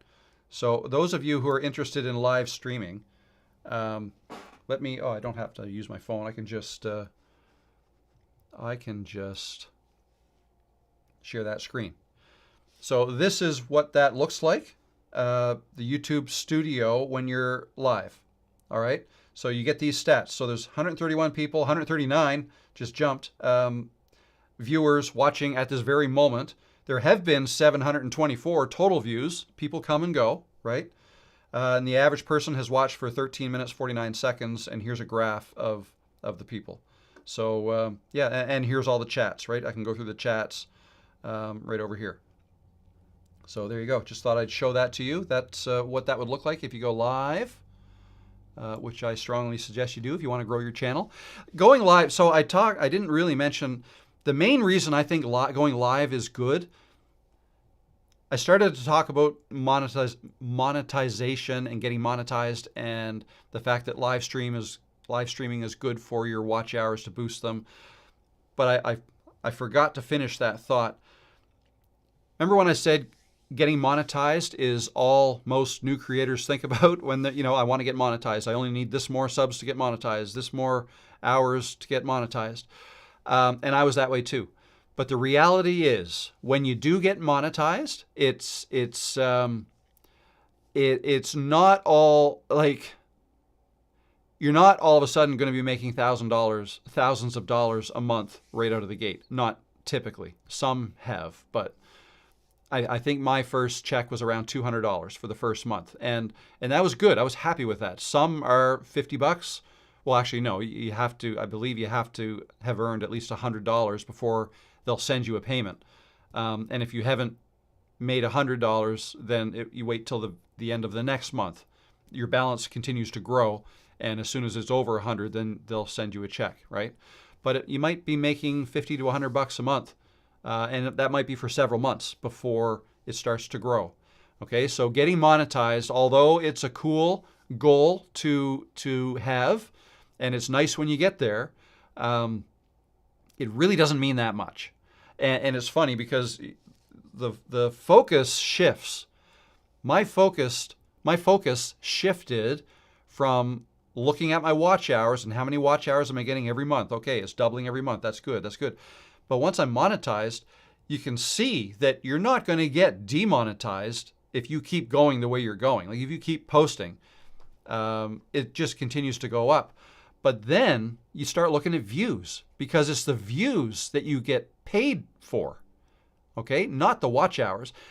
In a way, yes, it is the watch hours, I guess, but because, especially if you have mid-roll ads, because you can make some money off the mid-roll ads. If a video is longer than 8 minutes, you can have ads in the middle of your videos, not just the beginning.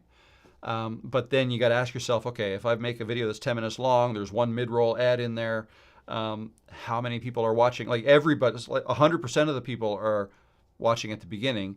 Maybe 20% are only watching after 8 minutes, right? So not nearly as many people will be subjected to the mid-roll ad as the first ads. So, I mean, I could look at what the percentage is, but it's pretty small. Of the ad revenue that I earn, what comes from mid-roll ads is quite a bit small, like a lot smaller than what comes from the main ads. And the main ads is basically equal to the number of views. So the more views you get, that becomes more important to your bottom line. At least that's the way I started to think about it. And yeah, and watch hours, it doesn't even matter anymore. I mean, it's up in the tens of thousands, if not 100. I don't know what it is. It's not a concern. Let's just go back. Oh, I should go back to the main account. And yeah, watch hours in the last month were 28,000. So that's and it's in the last 365 days that it counts, and that's 188,000. So not hours. So that's not a concern. Number of views is what becomes more important. Lucas finally was able to watch you live. Hello, Lucas. Welcome. Good to have you here. Thank you, Gail. Good to see you again. Recording in public is something you're determined to overcome. Yeah, it's liberating, quite honestly. Like and you know, there's like when you do it, be proud. I'm proud of myself for having done that. So, and that's okay. That's a good thing. It's a little win.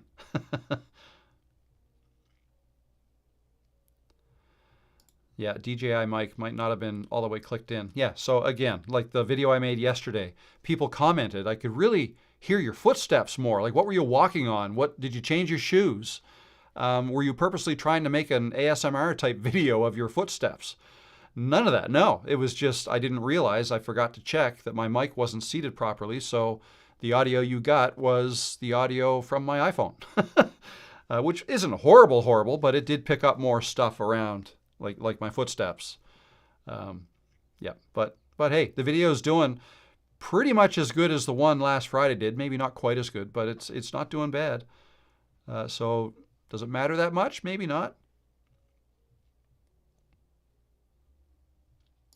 Oh, you were in Nova Scotia back in the 80s, visiting or returning from Scotland. Very good. I just recently watched the Outlander series. I loved that. A lot of Scottish scenes in that. Not Nova Scotia, though. South Carolina. And New York and Boston. Love that series.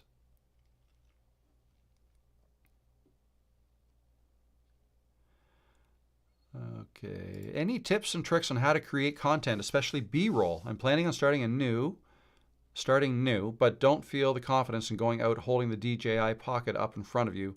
Do early morning walks help? Yeah, absolutely. I mean, I guess it depends on where you are and what people do in your area. But for here, not many people. So yesterday morning, I was out walking at 7:30 in the morning. And I did pass a couple people walking their dogs, but other than that, nobody else. Depends on where you are, but yeah, again, just remember that most people don't think it's odd. And it might feel strange to you the first time you pass somebody holding your camera up in front of you, but it gets easier. And people typically don't say anything. They don't want to interrupt, for the most part, except for that lady that said hi to me yesterday, or Monday. No, Thursday, last Thursday.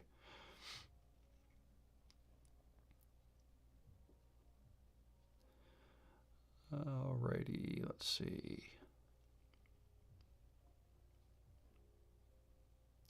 Cheapest dual pair wireless headphones on Amazon is, or you said, sorry, microphone on Amazon is $10.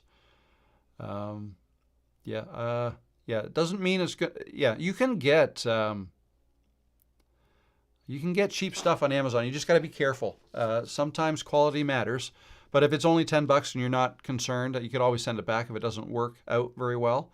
But some microphones sound a lot better than others. But you can correct some things in software after the fact, like Adobe Audition or Audacity. Okay.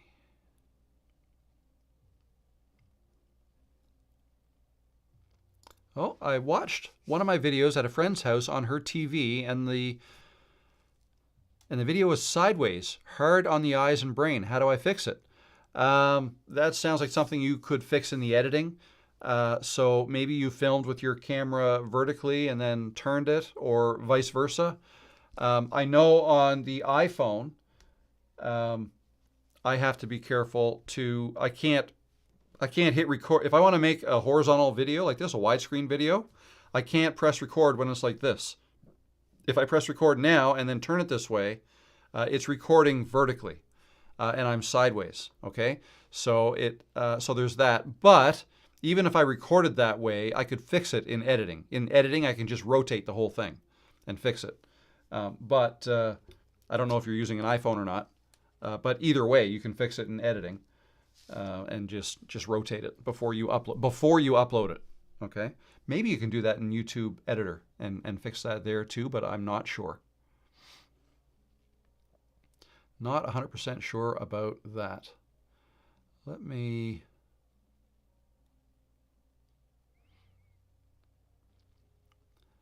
Okay, scrolling a little bit quicker. I know I'm missing something.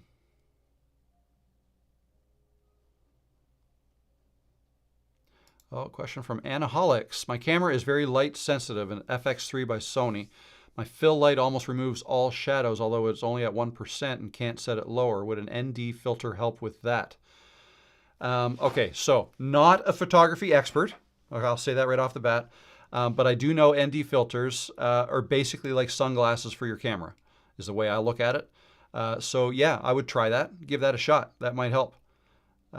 Absolutely. But I'm not going to be able to be much more help than that. But that's what I would do. I would try that if you have one.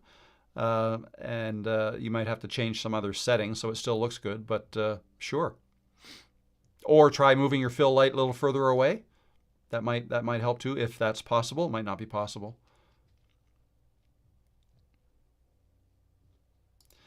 This channel, I'm posting cooking videos the past 3 weeks. I want to do a life journey and one take talking videos. Should I just do it here or start a separate channel?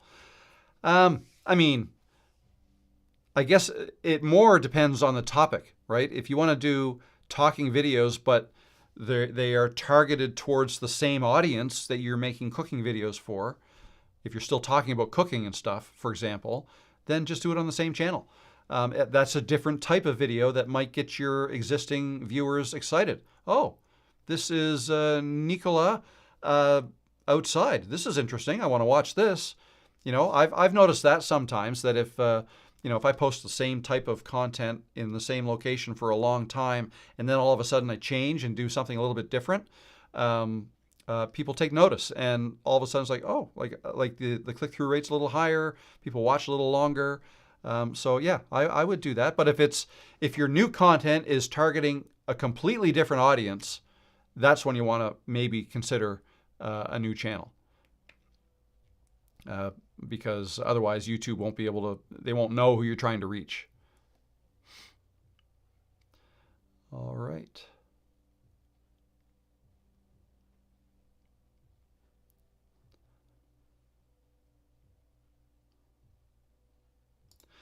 I've seen multiple people say not to publish the video immediately, rather schedule it for at least 24 hours. Is this really necessary? I don't believe it is. I don't believe in that. I've heard the same thing, but I don't think it's necessary. The thing is, when you post a video, YouTube processes it, right? It's converting it into all the different aspect ratios and sizes and qualities that it's then going to make available to the people watching your video. Because if you think about it, if you upload a 4K video, okay, high quality 4K video, if somebody is watching your video or is going to watch your video on a 1080p screen that doesn't have the ability to look to see 4K or take advantage of 4K, YouTube's not going to send them the 4K version. They're going to send them a 1080p version. Okay, it saves bandwidth. On the same note, if somebody who's watching your video is watching it from a cell phone that maybe they don't have very good coverage, maybe their internet connection is not very good, and that if they did send you, if YouTube sent them the 4K version, then buffering would happen.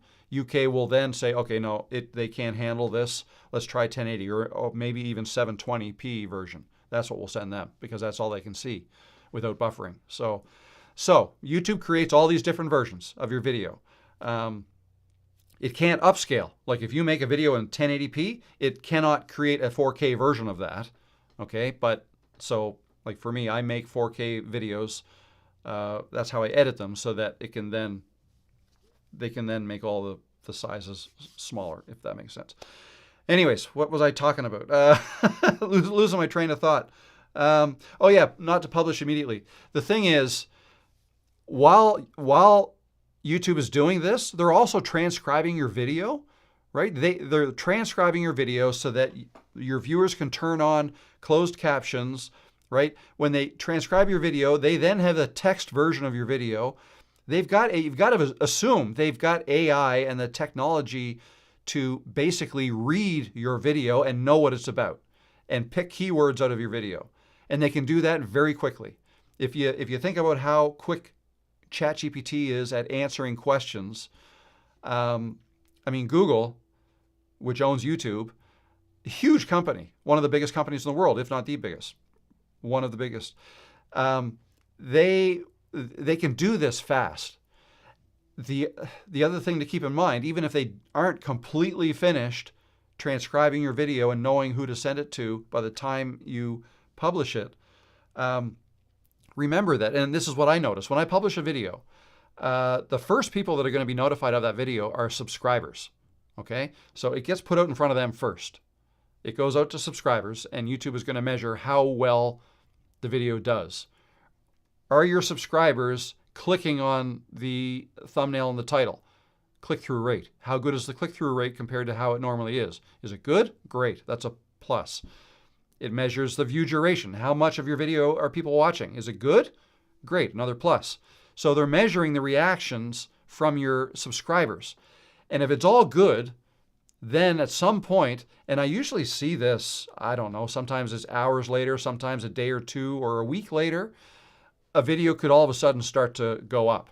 Okay, that could be days later. It might only be hours, but it could be days. So whether you waited 24 hours or not, I don't think that makes a difference at all. Just post it whenever you want. I think a more important way to look at it is post it when you think most of your viewers are on YouTube. Okay, so, and that's why it becomes important somewhat to post more or less the same time of day that you normally do. That's what I try to do. And again, everything I'm telling you here is kind of what I've been learning as I go. You're going to hear different opinions from different people. So I'm not here to tell you that my way is the only way or even the best way. There may be other ways that work better for other people. I think different ways work differently for different people based on their channel and who their viewers are and what their habits are and all this stuff.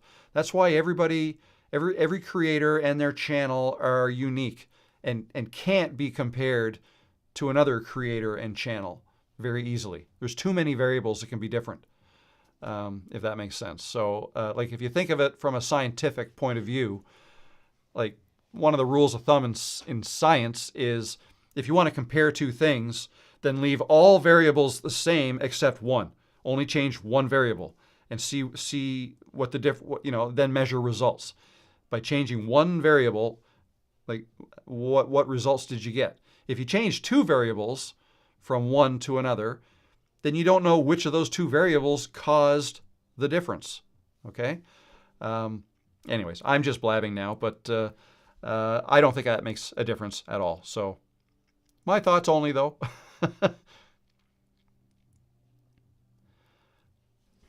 Hootsuite. I remember Hootsuite. I used to use that. Gosh, that was a long time ago.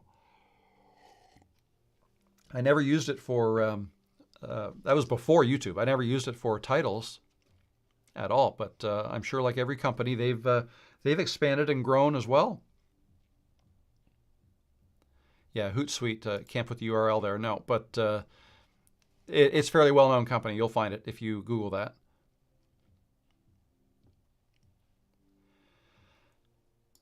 I have 60,000 views across my channel, but under 400 subs. Feel deflated. Don't feel deflated. Feel a challenge. All you got to do, like, just don't focus on it. Just focus on, if you don't think you're getting enough people subscribing to your content, if you're getting the views, but no people are subscribing, then how can you get them to subscribe, right? They're not singling you out. They're not saying, oh, this is not a good channel to subscribe to. It's not that. There's a reason, and you just have to figure out what it is. There's something you could be doing better, perhaps, to get that subscriber. So I don't know if it applies to your channel, but for instance, I'm going to come back to this live stream thing. One thing that I think worked for me is that by posting 3 videos a week and doing a live stream, I advertised my live streams from my videos. I advertise my videos on my live stream, right? So the more you try to keep people around, the more they'll want to subscribe so they don't miss anything, okay? Engage with your audience. Ask them questions and get them to answer in the comments below. If they do that, and then if you reply, right, you want to reply to any comments as well. I think that's super important. It's starting to get a little difficult to reply to everything, but I'm still doing it, and I'll do it for as long as I can. But the thing is, YouTube likes that. That's engagement. But not only YouTube, your viewers like that. If they ask you a question and you answer them, and they maybe ask a follow-up and you answer them again, they're going to know, okay, this is an engaged guy, or girl. This is somebody who I can rely on, and I like their answers. Subscribe, right? Sometimes you don't even have to ask for it, and they will just subscribe based on your actions. Okay? Don't just post videos and then be done with it and then hope subscribers roll in. It doesn't work that way. You have to work it. You have to work it. Now, I'm going to say this again. You don't have to do anything. Some people, I made a video a month or so ago where in response to some people say, why do you say, it was more picking a niche, right? One of the common things to do to grow a YouTube channel is to make sure you pick a niche and make videos in that niche, topic or subject matter. All your videos on the same subject matter. That's how you grow a channel. That's the best way to grow a channel. But then I get comments that say, people saying, I don't want to make videos just on one thing. I want to make videos on this, that, this, and that, right? And I'm like, okay, that's fine. Great. Do you. You can make videos on whatever you want. That is totally fine. Yeah, but I want to grow. Well, then don't do that. The best way to grow is to make videos on one topic. Actually, the better way to say it is don't make all your videos on one topic. Make all your videos for one target audience, right? Your audience might be interested in 2 different topics. If the vast majority of your audience is interested in topic A and topic B, and you've only made videos on topic A, try making a video on topic B. If it still speaks to that same audience, you might have a winner there. You might have a viral video, who knows? But it's your audience you have to consider. I think that was a tangent. Anyways, I don't think that's what you asked about, but you feel deflated. Yeah, so try new things. Try new things. Ask people. Ask for their likes and their subscriptions if you want. I don't particularly like to ask for likes and subs and shares at the beginning of a video because that's presumptuous. You're asking for payment before you've delivered the goods. So deliver your information in your video and then say, hey, if you like this, I'd love it if you'd subscribe. I'm going to be making more stuff just like this. So subscribe and you won't miss any of that. Something like that at the end. That's what I think is the best way to do it. There you go. There you go. Oh, you didn't hit the publish button and it worked. Awesome. Great, great, great. I'm good. How are you?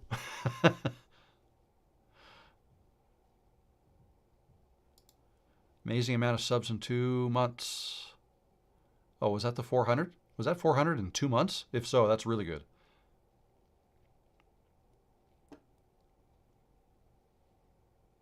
You like the intro, Liliana? Thank you very much. I like that intro too. I assume you're talking about the Peggy's Cove one. Again, I'm way behind on the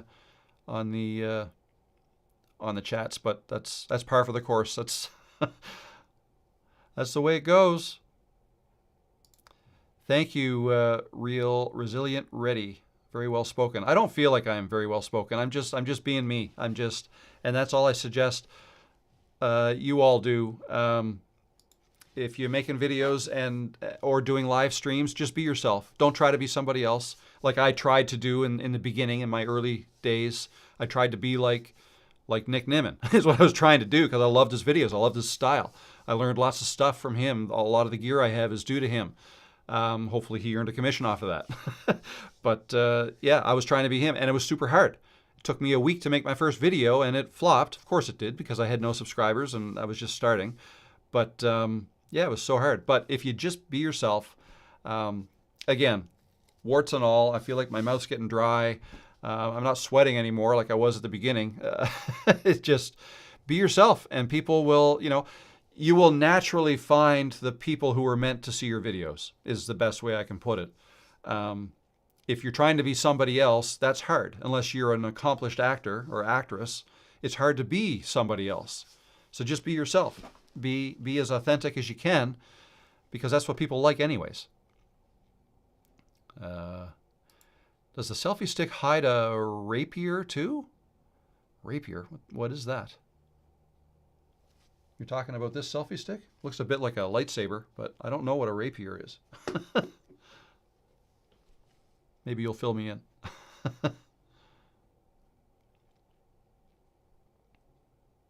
Glad these are recorded. I have an appointment. We'll rewatch later. Appreciate that, Becky. Thank you. No Raid Shadows Legends? Oh, now that sounds like a game. Shadow of Legends or something I think might be a game. What are some of your favorite most used programs and websites for sound effects, royalty-free music, AI, generic video clips, etc.? All right, Nathan or Naton, Epidemic Sound. I'm actually an affiliate. There's a link below if you're interested. I love Epidemic Sound for all of my music and all of my sound effects. That's what I use. You could also use Storyblocks is another popular one that also has royalty-free stock footage, video footage that you can search for and find. Motion Array is another one you can look at. A free option is Pexels, P-E-X-E-L-S. Honestly, I don't currently have a subscription to a video footage service. I've just used Pexels on the odd time that I use royalty-free B-roll. I rarely use it. But royalty-free music, all of it is Epidemic Sound. For AI, I use ChatGPT. That's all I really use. And I guess if you want to call the part in Canva where you can remove the background, that's a bit of AI, but that's built in Canva. Canva, you're mentioning software, Canva. I'd be lost without Canva. I love Canva. It's awesome. I do not use it to edit videos. Some people ask me questions about editing videos in Canva. I don't know how to do that. I understand you can do that now, but I think that's, and we also allow you to do this. I don't think it's not their main thing. Their main thing is image editing. So creating images, creating thumbnails, any image, right? So for me, that would be thumbnails, any images I want to put in my videos, I create in Canva. Any overlays for these live streams, which I haven't been using overlays lately, but if I wanted to do that, I do that in Canva. Channel banner, do that in Canva. Any images, my avatar, right? If I wanted to crop in on my face and for the circle avatar for my channel, Canva. Camtasia is what I use to edit my videos, which is not, I would say, the most popular video editing program, but it's my favorite. I've been using it for years. Started when I exclusively made tutorial videos for other companies and for myself and then other companies. And then I taught people how to make those. But anyways, because I started there, I still use it. And it has since become way more than just a screen recorder. And now it's a full-blown video editor. Not at the level of DaVinci Resolve, but a whole lot easier to use and learn, in my opinion. Like just animating things is so easy in Camtasia. I'm working on a Camtasia course, by the way. Again, I know it's not the most popular video editor. You got CapCut, you got DaVinci Resolve, Premiere Pro, Final Cut Pro, Filmora. I could go on and on. There's a lot, but Camtasia is what I like, and it's not that expensive. I want to say it's around $180 a year. It's a subscription now. You used to be able to buy it for $300 or $400, I think, and then upgrade as you go. But now it's subscription, which most companies seem to be moving towards these days. Oh, hey, Ty. How you doing, Ty? Good to see you here. Hello, JOC. How you doing? Rebellion R66. How are you? Hello, Gail. What about titles? Is it a good idea to add @channels or topics to increase views for a video? I don't add @channels in a title. You can do that if you want to reference other channels. You can do that in your description. But for the title, that's prime real estate. Your title is what people see when they're deciding whether or not to click your video. You want that to be your title that describes what you're talking about in your video. Keyword rich, if it's something that could be searchable, then do that in your title. But I wouldn't put any @ or hashtags or anything like that in your title. What are the 3 top things you recommend to a new YouTuber? Don't spend too much money on gear. Just start with your phone. Start with your phone. If you want to upgrade the audio, then you can you don't have to spend several $100s on the DJI mic that I got. You can just start with a little lapel.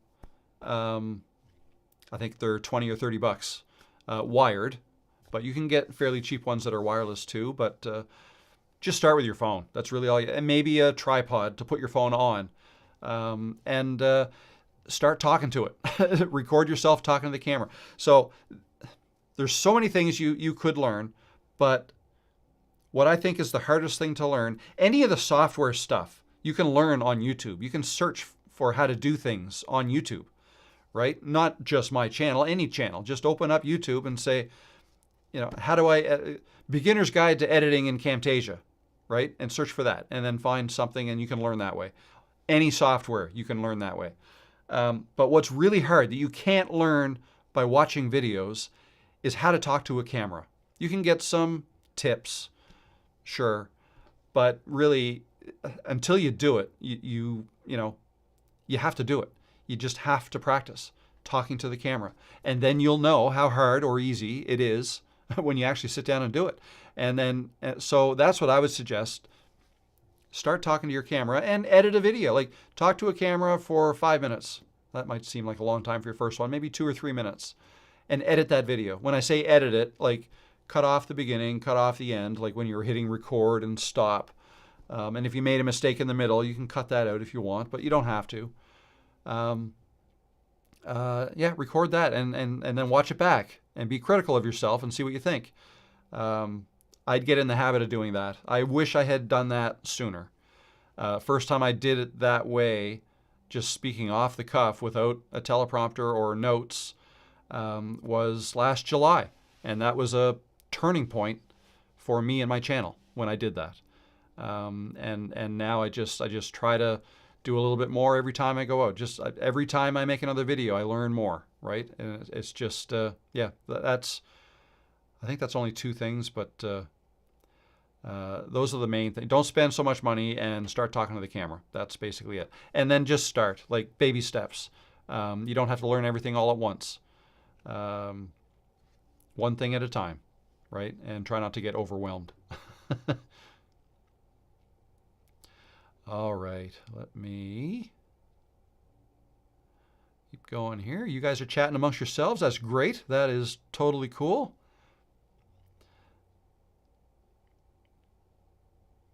Oh, hey, Steve. Finally, our time zones align and I can join your live stream. Awesome. Good to see you here.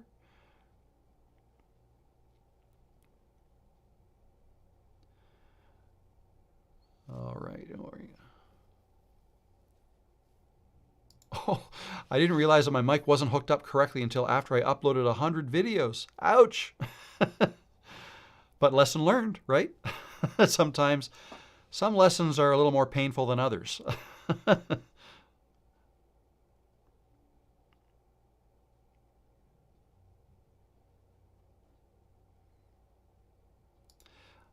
Oh, what happened here? I clicked something and then it disappeared. I'm honestly curious how some channels find a lot of viewers suddenly on a video, hit 25,000 in 18 days, while the other 10 first videos were at 50 to 300 videos. Quality was, this keeps jumping around. Quality was, except for the tools, horrible. Well, let that be a bit of a lesson in that the quality of the video doesn't even necessarily matter that much. The content is the most important thing. What you're actually talking about and the way you're delivering that message is far and away more important than the quality of the video, lighting, camera quality, audio quality. All that stuff can be crap. If it's a really good message that resonates with a lot of people and people watch it over and over again, it'll do well. That's what it is. That's all I can really say. That's, if a message resonates with a lot of people, then it'll do well and YouTube will push it out to even more. And if it resonates with all those people, it'll push it out even more. And that's how it goes. So what I would do is I would rewatch that video and try to, maybe that's what everybody's doing and that's why it's doing so well, but I'd try to figure out, well, so why is this content so engaging? Don't pay any attention to the quality of the video or the audio, just the content. How quick did he deliver, or did they deliver on the intro? Was there any fluff in there? Was it constant good content all the way through? And try to model yourself, your next video after, something like that. It's good to find successful videos and then try to almost reverse engineer them. Like, why did this video do so well? Watch it, study it, and try to figure it out, right? Those are the types of things you need to do.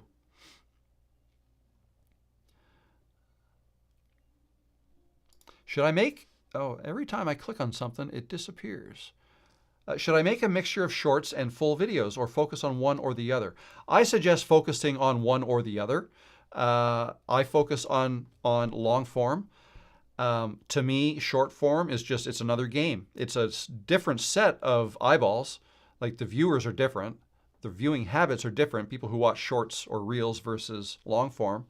That said, today I put out 2 shorts. And there's a third going out. It might have just gone out right now. I scheduled it. So, but I opened up Opus Clip and I created 21 shorts in like 15 minutes or something. I can't remember. It didn't take very long this morning.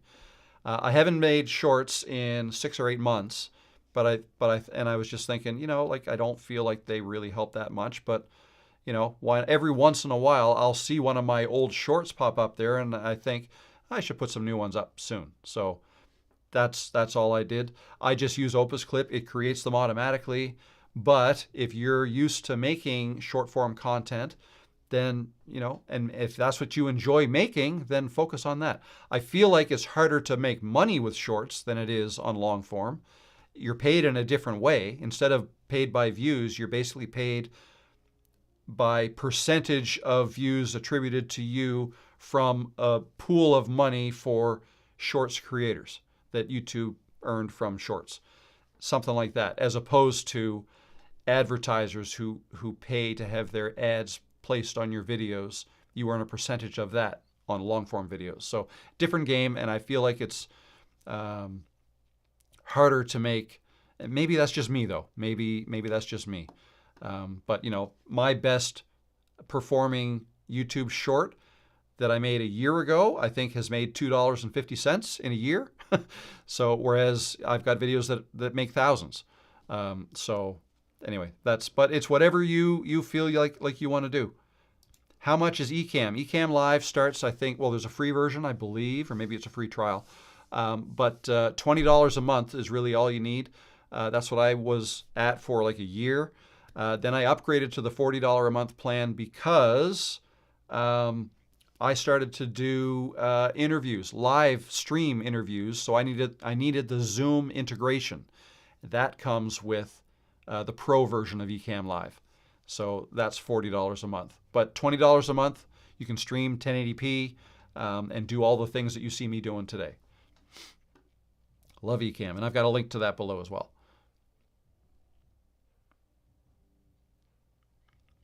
All right, I know I'm missing some questions, but hoping you're all answering each other as well.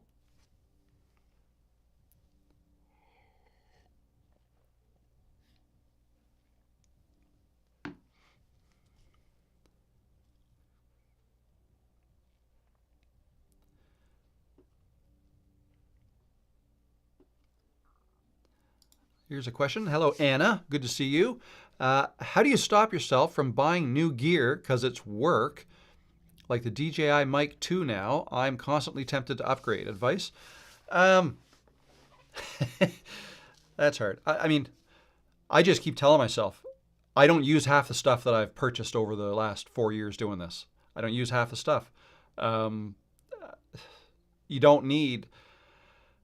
were you the one I was talking to, or having the problem? Somebody I was talking, it might have been you, had a problem with the mic not being seated properly in your phone, which is the problem I had. But this person had the DJI mic and 1 and 2 and thought that the problem was, I think they thought the problem was the DJI 1. Just isn't as good, but in fact, maybe it wasn't seated properly. I'm not sure. I can't remember if that was you or not. But anyways, that's besides the point. The thing is, I just have the DJI 1. If the 2 is better, it probably is better. But, the 1 is working just fine for me. If it stops working at some point, then perhaps my upgrade would be to the 2. I wouldn't go for the Mini because I don't think the Mini has the onboard storage like the 1 and the 2 have. And the 2 also has something, I forget what it's called, but basically if you record something and there's clipping, like you had your levels set too high, the DJI 2, you can correct that after the fact. where you can't with the DJI one. 32-bit float or something, I think it's called. But anyways, I don't know what to tell you. How do you stop yourself from upgrading stuff? Just tell yourself you don't need it. Do I really need this? Do I really need this? Chances are maybe you don't, but maybe you do, right? And the thing is, like, all the stuff you get, if you're treating YouTube like a business, any equipment that you get for your YouTube business is, the business buys it, right? Or if you're not set up as a business and you're doing this all personally, well, then any income you make from your YouTube business, you can write off stuff you had to buy for that. You can expense it, right? So it doesn't mean it's free. It just means maybe you can save on the tax, basically. But yeah, I hear what you're saying. Constantly tempted to upgrade. I've been thinking about getting a larger monitor here, like a big one, like an ultra-wide 49-inch monitor, which I think would be so cool to edit on. I could have a super long timeline that's a little bit wrapping around, and that would replace this 4K monitor I have now. But it's so expensive, and do I need it? No, I'm getting by just fine with what I'm doing. So I just keep telling myself that. And maybe you have to have that conversation with yourself and convince yourself you don't need it. Ty has the same issue, same problem. Yeah, I think it's rampant. Ronald in Germany. How you doing, Ronald? KC Gaming have a cheap set of Temu mics, and they're great. Noise canceling, and the adapter plugs into my phone. There are 2 mics that are wireless. Cool. Very good. Hello, Rochelle. How you doing? Good to see you here.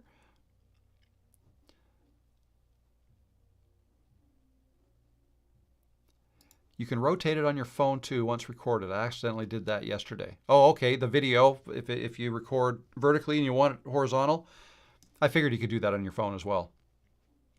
The first thing I ever do when I record, I offload from my phone to my computer. I do all my editing on my computer. I know you can do some editing on a phone, but my eyes aren't good enough. I need the bigger screen.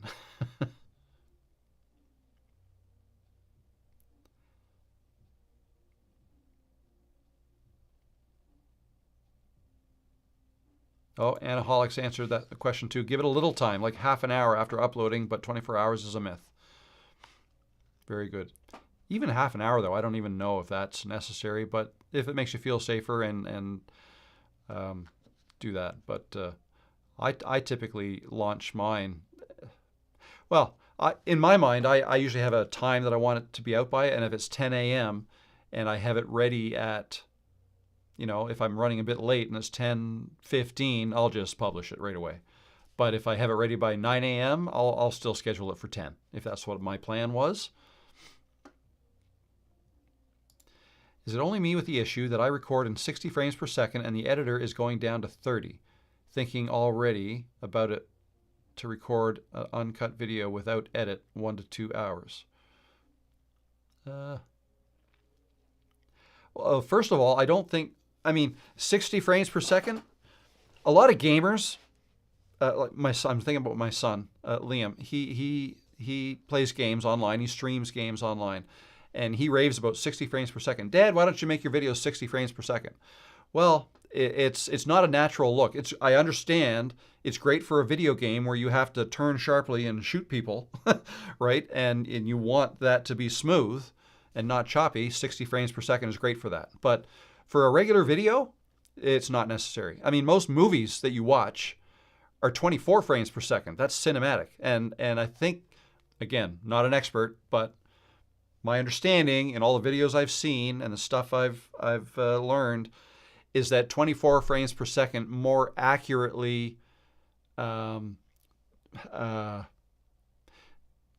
what's the word I'm looking for? It's more natural. It's basically what your eyes can see normally under normal circumstances. Like if you wave your fingers in front of your face, you're going to see blurriness all over the place, right?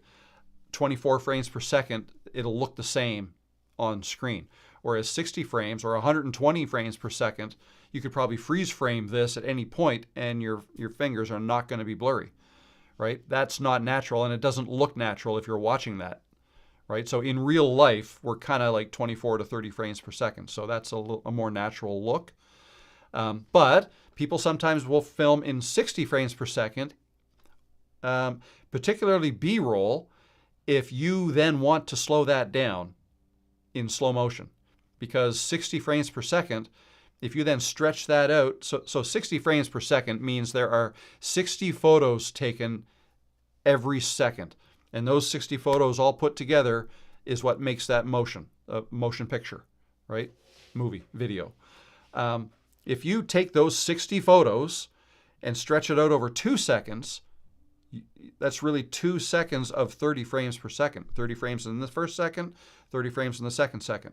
So 60 frames per second stretched from 1 second to 2, you're now at 30 seconds, but it takes 2 seconds to watch this thing happen instead of 1. So it's slow motion, right?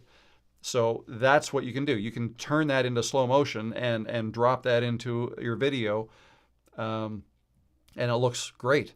120 frames per second, you can slow that down 4 times and still get 30 frames per second out of it, right? If you slowed down something that's at 30 frames per second and you slowed it down to half the speed, you'd only have 15 frames per second in each second, and that might look a little choppier, right, if you're watching that.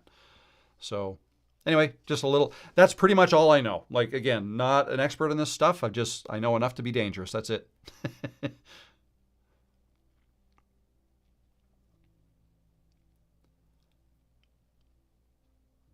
All right, scroll. Here's a question. You might have covered this already, but should you wait 7 days to share to groups outside of Facebook? You know what? Like, for growing channels, I would never share. I wouldn't share outside of YouTube. Just let YouTube do its thing. I wouldn't wait the 7 days, because you want YouTube to find your audience for you, because when they do, they learn something, right? They learn who your audience is. If you just send people to YouTube, they'll know where they came from. They'll know they came from Facebook or whatever, but they're not. They weren't truly. It wasn't YouTube that actually thought, maybe this person, and put the thumbnail up, and they'll click or not, right? So they'll have no click-through rate data on those people, and the average view duration would typically be worse because it's not somebody who actively went looking for you. Instead, you were pushed to them, right? So your view duration average numbers would be pulled down. So now YouTube won't think it's a good video, and they're not going to push it out, right? Waiting 7 days is not going to change that, because sometimes videos are pushed out much beyond 7 days, right? So I would never, unless, okay, if you've got 50,000 subscribers and you want to share it to 200 people on Facebook, no problem. 200 people is not going to affect the channel that 50,000 subscribers are subjected to a new video of yours every time you release a new video. But if you're brand new and you have 5 subscribers and you make a video number 2, let's say, and you announce that to your 700 Facebook friends and your 800 Instagram followers and send them all there, that's going to hurt your future videos. It's going to take a while to dig yourself out of that hole. The next video you post, like, YouTube has no idea. They're not learning anything from those videos. So anyway, that's my thought on it. That's what I've kind of learned from it. That's what I would do. Growing in Trust is a question. If channel is new and there aren't many subscribers, less than 10, would you post multiple videos so that people have more content to watch when they finally come across your channel? I wouldn't, not necessarily. Like, I wouldn't, if you only have one video now and you're starting a new channel and you want to do this, like, you want to make more videos before you post anything, I wouldn't do that. I wouldn't, if you already have a couple of videos, then sure, maybe launch them, but a couple days apart. I've heard some people will kind of flood it and they'll put up several videos all at once, but I feel like it's better to give each of your videos its own chance to grow. Any more than daily, like I've seen some people post every day and successfully, but In some case, in my case, it wasn't so successful. But again, I feel like it was because I probably didn't put enough time and energy into all of my other videos if I'm making one every single day. But I guess what my point is if you only have one video and you're working on a second, post that first video. I wouldn't wait to have a second one ready before you post your first. If it's your only video, you have one video, post it. And then if you can have your next video ready in a week, great, post it then. I wouldn't try to strategically hoard your videos and then kind of send them out, whenever you want. Now, that said, if you get into a routine where you're posting twice a week, let's say, and you have a 2-week vacation coming up where you're not going to be able to post, I would try to get ahead of that and try to have a couple of videos scheduled ahead of time that will post automatically in those 2 weeks while you're gone. That's what I would try to do. And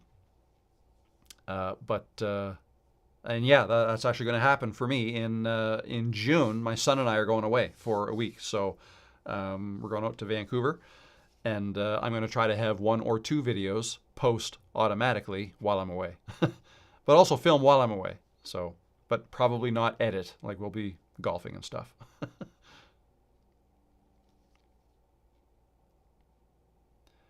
All right.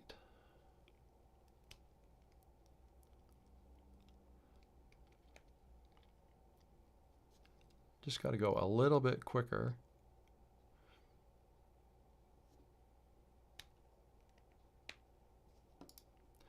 Anaholic says, funny that you mentioned Nick Nimmin. Do you know that sometimes your live streams have more visitors than his live stream? Not all the time. No, I did not know that. I remember watching Nick. He was regularly getting like 300 people watching at a time. But no, that's a little bit humbling to hear it put that way. I look up to Nick. I've learned a lot from him. Great guy, lots of knowledge. Him and his brother. They live stream every Saturday mornings, actually, if you guys want to check that out, from Thailand. Lots of good info there. I've made several videos and posted to Facebook. Would it be good to use some on YouTube channel to get more content out? I'm not sure I understand that question. Facebook and YouTube are totally different. So I'm not sure, and I can't really speak to Facebook. I'm not a Facebook expert at all. I'm rarely on that. Oh, Clipchamp, that's another video editor. You have to sign up to use, but it is free. Cool, thank you for that. That's good to know. Hello from Calgary. Hello. I've had a wildly successful few weeks, but I wonder if releasing a new video stifles the most recent successful video. I've thought that.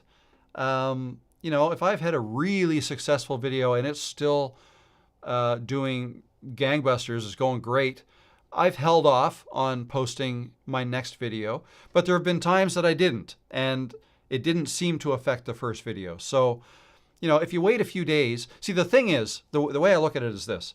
If you post a video, your subscribers are the first people to be notified of your new video, all right? If you then post another video 2 days later, all right, well, let's think about your subscribers now. Not everybody is on YouTube every single day. Some subscribers may only go on YouTube every 3 or 4 days, okay? So if you post, say, 2 videos or even 3 videos in like every 2 days, so over 5 days you post 3 videos, some people might come back to YouTube and it might be their first time there and you've got 3 new videos. Well, YouTube's only going to put one of those videos and say they're only going to push one to you, basically. When you open up your YouTube and there's a whole bunch of thumbnails you can choose from to see what you're going to watch next, you're only going to be there once, not 3 times. So because of that, you may miss out on some views. So because of that, I like to give some breathing room to each video. Now again, I've tested against that. I've done a video every single day. So and I think that kind of proved to me that it is good to space them out a little bit because my views did go down. But I don't know, like if you've got a really successful video, it's still going really, really, really good, chances are it's already gone. Like if it's been a week, chances are it's already gone through most, if not all, of your subscribers already, and now it's new people that you're getting views from. So you're at that point, you're probably just fine to publish your next video, okay? And then because your next video will go out to your subscribers, right? Who are already done watching that last video. It's new people now that that are watching that successful one. All right, so hopefully that little conversation helped a little bit. Do shorts help get your channel going? Is that the best place to start? Ugh, I'm starting to stumble over my words. I don't think so. I would just start with a long form video, but I'm a long form video advocate, I guess. That's what I believe in. I'm not much of a shorts person. If you are, then great. If you're coming from TikTok or Instagram Reels and now you want to get into YouTube Shorts, then that's probably where you should start, I suppose. But it's not necessary. I think of it as two different audiences altogether anyways. So yeah, I don't necessarily think that would... a video can grow just fine without shorts. Or it can grow with shorts.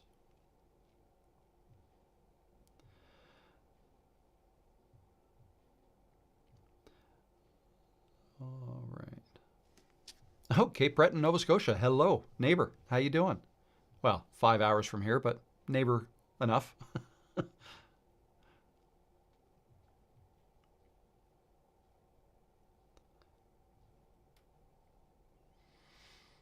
How's everybody doing? What do we got? We still got 125 people in here. That's a good day.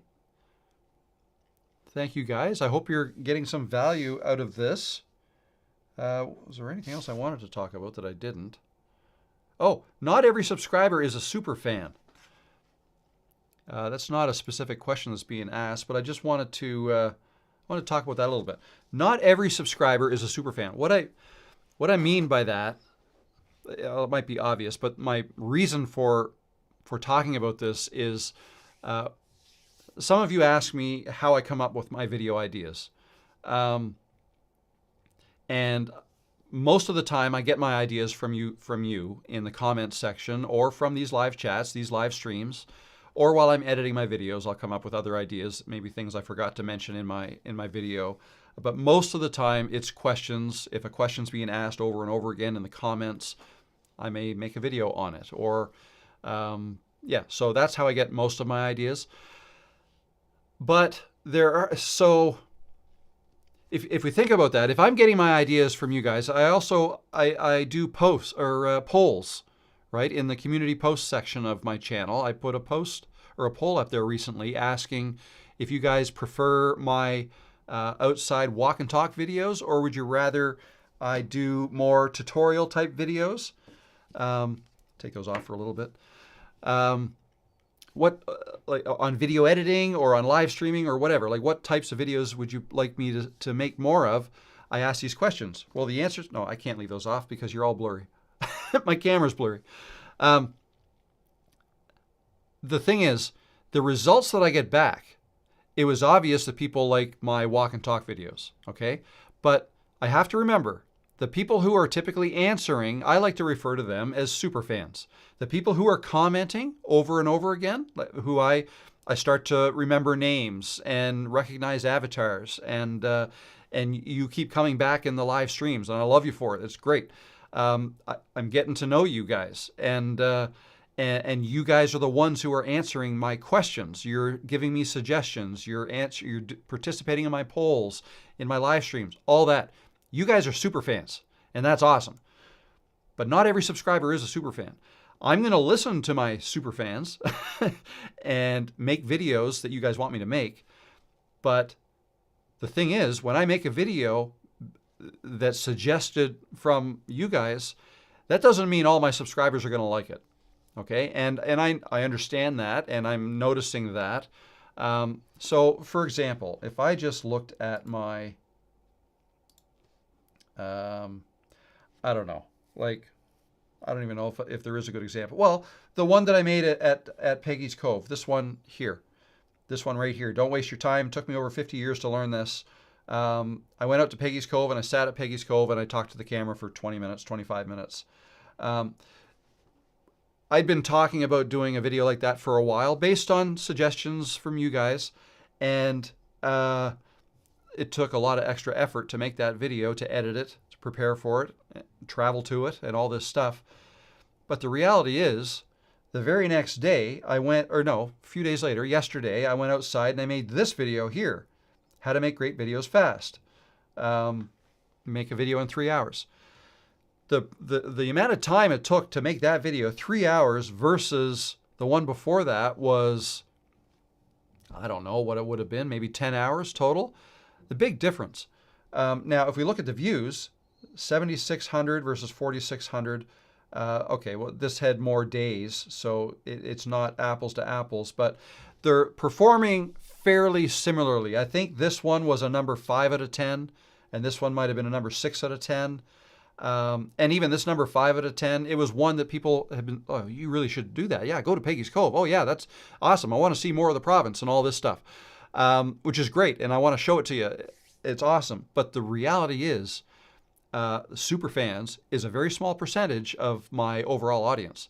So, like, if I were just listening to super fans only, then I would probably expect that video to blow right up and do phenomenal compared to all my other ones. It didn't do that. It's doing admirable. It's doing well. It's doing fantastic. Don't get me wrong, but it's not doing over the top good. You know what I mean? So my point is, there's always going to be fans that you get. When I say fans, I mean viewers, subscribers. There's always going to be subscribers that you get that are there only for the content. They like the way you speak. They like your content. They get the information, and they're gone. They're not going to necessarily participate as much, and that's totally okay. So I just wanted to say, I wanted to make you realize or make you understand that just because a lot of people are asking you to make a certain kind of video, when you do make that kind of video, don't necessarily expect it to go viral, because it may not. There may be other reasons, other things that the other 58,000 subscribers of yours would rather you make, right? And you find that out by trying new things. Okay, so that's really all I wanted. That was just an idea that I thought might be a good thing to talk about today. So that was it. If you guys have any comments or questions on that, let me know. Meantime, I will go back to the questions, see what else we got here. What are your thoughts on making shorts? I don't spend very much time on them at all. I use Opus Clip and it does them for me very quickly. You upload a video, a long form video you've already made, and click a button, and in, I think it's 10 minutes, it creates like 20 shorts for you, which you can then edit. Excuse me, got the hiccups now. Yeah, that's the way I make my shorts. And again, I haven't made them in like 6 or 8 months. Today just so happens to be a day I made some. Yeah, it's not a big part of my strategy. It could be a big part of somebody else's. It's just I tend to focus on long form videos. All right.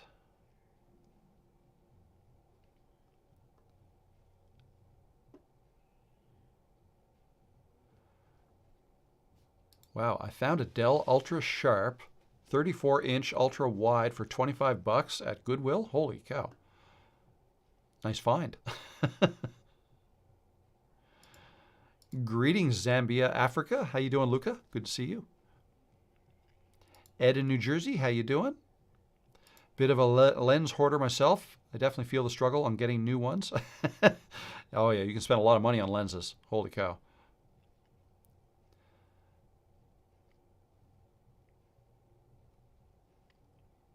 You just mentioned equipment you purchase can be a tax write-off. Does anyone with a travel vlog deduct travel expenses? I'm sure there are people who do.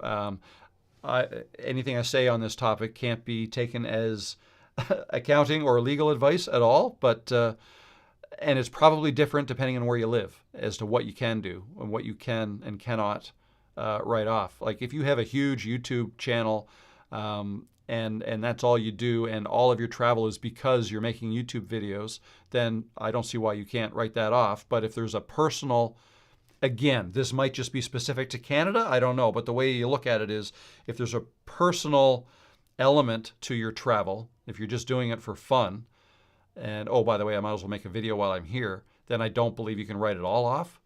That's a question for your accountant, though. Can you show how to create your thumbnails? Yeah, I did say I would do a quick demo. Let me do this real quick, okay? Because I did say I would. And I never know where these live streams go to, but real quick, here we go. I just opened up Canva. Let's make a YouTube thumbnails. Click right here. That picks the right size for us and everything. So I'm going to zoom this out a little bit. So now what I'm going to do is I'm going to go to my video that I just made, and I'll launch it. Okay, now that popped up on another screen, so let me just move it over here. So here is this latest video that I made, and I am going to go looking for a good screenshot. Okay, just going to scrub all the way through, look for, that's kind of, I don't know. Again, don't want to spend too much time on it. How about that? Why not? And now I'm going to take a screenshot. On a Mac, you do Command-Shift-4, brings up the crosshairs. I'm going to click the top corner and drag and release. Doesn't have to be perfect. There, that created a thumbnail. I'm going to move that out of the way. And now my screenshot shows up in my downloads folder. I'm now just going to grab that screenshot, click and drag it down here. There it is. All right. Now I got to fill up all of this white space. So let's just put it up in the top corner and click and drag here. So I want to make sure I go a little bit past there. Okay, so there's my background. Maybe I want myself more on the right and maybe enlarged a bit. So let's just zoom in a bit here like this. And maybe well, I can't go like that because I've got this white space. So maybe that. I mean, that was a horrible example, but let's just say that's what it is. Now I'm going to add some text. We'll go to text here. Click on that. You can click any of these text ones. Let's go heading. And let's go, I don't know, do this now. Let's try that. There's my text. Let's make it larger. Let's double click. Let's select it all and make it white like this. And I'm actually going to select it all again and change the font. I like League Spartan like this. That's the one I like. And do I want it all? So you want to place it where you want, like maybe down here. Maybe I want it even bigger than that. Let's actually, no, centered is good. Actually, maybe this is a good candidate for putting it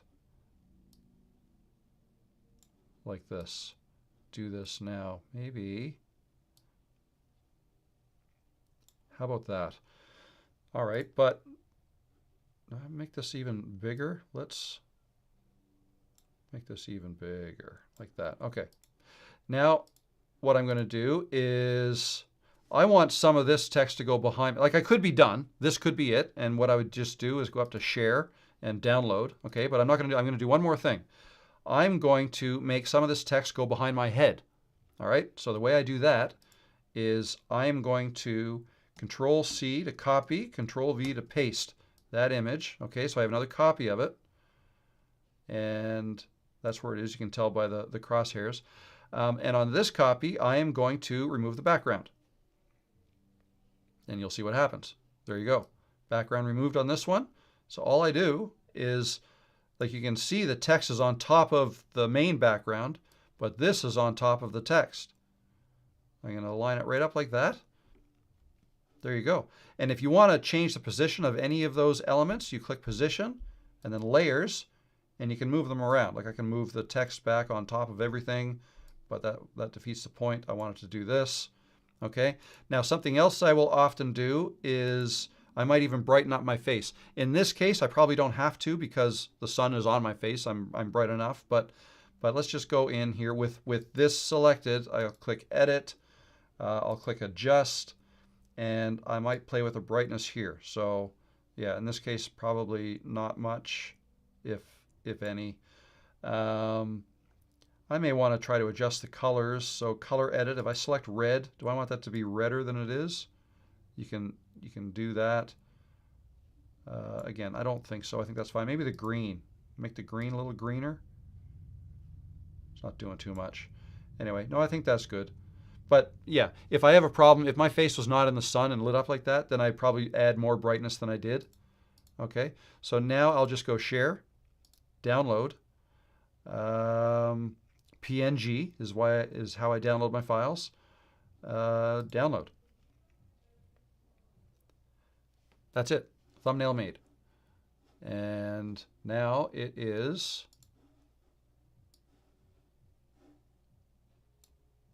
Let me just double click it to open it up, and you can see it right here. There's my image, and we can get rid of this. Now, there is my thumbnail that I will then upload to YouTube. There you go. Was that fast enough? Was it too fast? This is taking a while, Georgia fan said. I hope that helped though.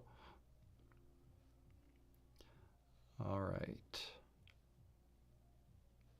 120 frames per second is even better for slow-mo. Yeah, and 240 even better again. Bumping up into the limits of the camera. Not all cameras will do 240 or even 120. But yeah, 120 is better than 62. 60 frames is great for slowing things down. Absolutely.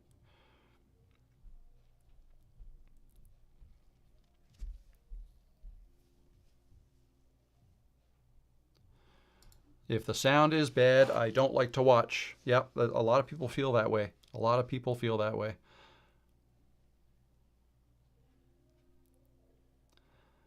Okay.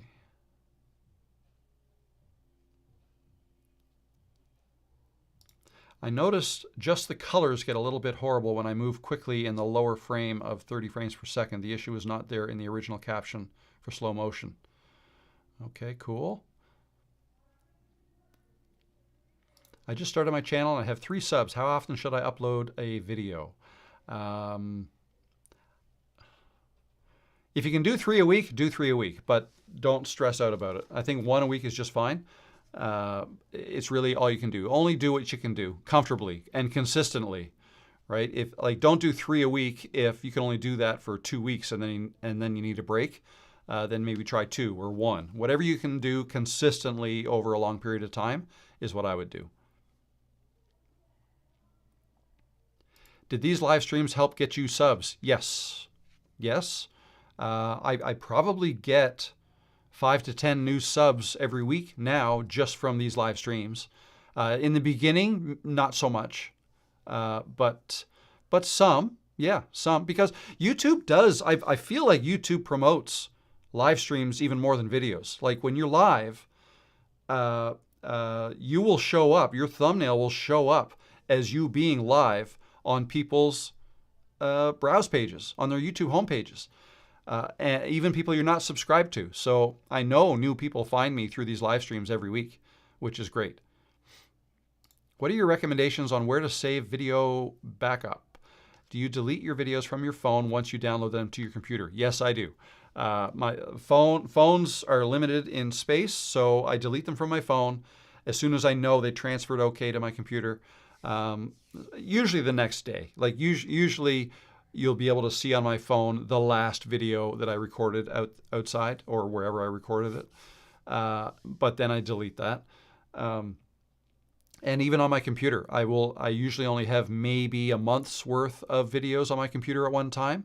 And then I get them off the computer to a backup drive that's not in the computer. The computer also has, I'm making all my videos at 4K too. So each project is, like some of them are 50, even 100 gigabytes for a project. If I have several views and lots of takes, regardless of what the final video is, I save all of my footage. At some point in the future, I'll probably stop doing that. but I haven't had the need to delete stuff yet, so that's the way I do it. See you, Ty. Good to see you. Got a jet. You try to upload every 2 days. That's a lot, but if you can do it and you're not burning out, then go for it.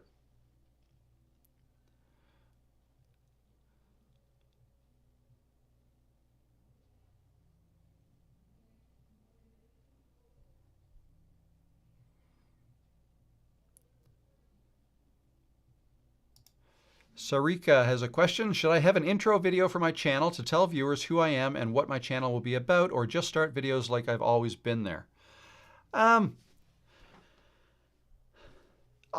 If you have something to talk about and you know what you want to make videos about, I would just start there. Start with a new video, what your videos are going to be like. Sometimes I suggest to people to do an intro video if they don't know what else to start with, if they don't know what video to make. An intro video might be a good place to start, and then see where it goes from there. At least it gets you in the publishing mode, I guess, video making mode. But if you know what you want to make videos about, I would just start there, and then maybe at some point do an intro video. I mean, I've never really done an intro video for this channel. I could at some point now. It might be, I guess it's never too late. Some people might be interested. But maybe again, it might be just super fans. Who knows? But yeah, just start. Start like you've always been there, like that.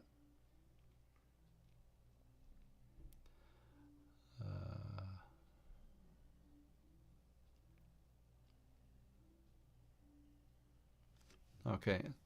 Every once in a while, I'll read a comment, and I think I've missed the beginning of it. So it's like me jumping into a conversation partway through. So I don't want to do that. Oh, here's a question. But what if you have a private Facebook group that has the exact audience you want YouTube to find, and they will daily be your ideal audience? I mean, yeah. So what you're referring to is when I said that I don't believe you should share your videos with Facebook audiences and whatnot. Just know that the views that you get from those people won't be views that YouTube can learn from. Okay? It might even be better to let people know you've got a Facebook or you've got a YouTube channel and to go find it. Search for something and go find it. I don't know. I'm just speaking off the top of my head. I don't even know if that would work. It's probably horrible advice. But now, you know what? Like if it's a private group and you really want them to see this and they really want to see your channel, like if anybody asks you, oh, can you send me your link to your Facebook channel? I really want to check it out. Send it to them. No problem at all. The only thing is, if it comes down to this, if you want your channel to have the best chance at growing fast, don't give out your links. Don't share it with anybody. Just let it happen organically. Organically is always going to be the best way.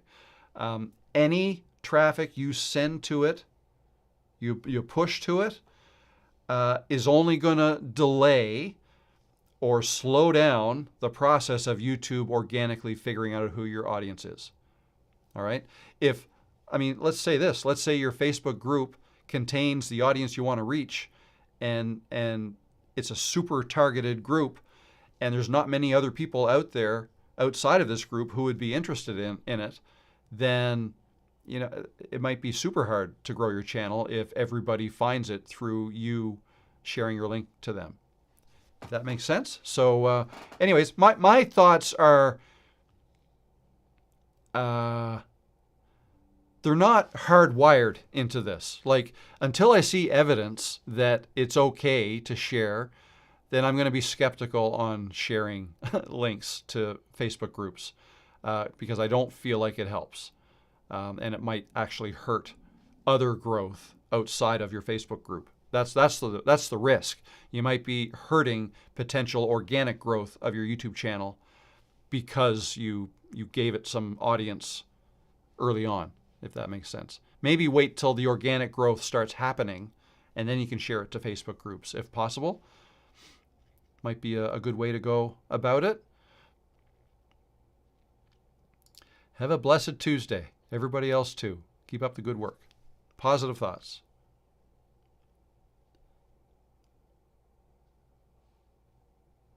Oh, well, here we go. I posted a video I did to a group on Facebook I belong to and got a lot more views for my video, and they started watching more of my regular videos.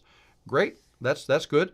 That's one part of it. The other part of it is now when you release new videos, how are they affected? Are you still able to post a new video and have it be a number 1 out of 10? Or is it are your new video launches now going to be not quite as good? That's the next thing I would look at, actually. But if that doesn't seem to be affected, then all good. I'm struggling with my niche. I'm a retired personal coach and owner of 2 other businesses. Prior to that, I love helping others. I've been doing lifestyle videos now, but feel conflicted. Yeah, I mean, struggling with your niche. If you're not sure what niche to make, what your niche should be, then you can think of it in terms of you are the niche. If you want, like just whatever it is you're interested in, you can make videos about and just see what happens, see what sticks. Try a couple like if there are 3 or 4 different things you're interested in, but you don't know which way you want to go, you could make a video on each one of them and see which one you enjoyed making the most or which one had the better reaction from your viewers, and then follow the advice of your viewers. You could try that. Just a couple of ideas. Yeah.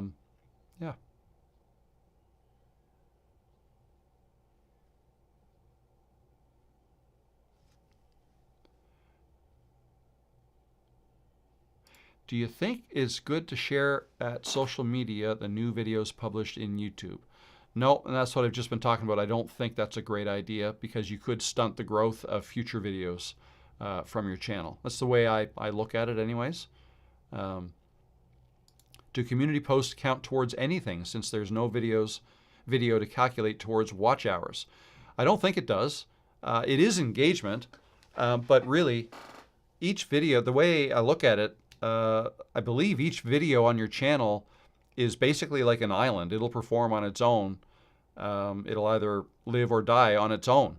But what happens is if you post things on your community post, that keeps your audience engaged, right? If people may start to forget that you're going to come up with another video if you don't remind them, it's just another way to keep people a little closer, a little bit more engaged. Might keep subscribers around longer, and it might improve the chances that they'll watch your next video if you keep engaging with them through the posts. That's kind of the way I look at it. When did you start doing live streams and why did you decide to start doing them? I'm thinking about doing them on my channel, but don't know when's a good time to start. I think I had just under 300 subscribers when I did my first one. And the way I did it, one second.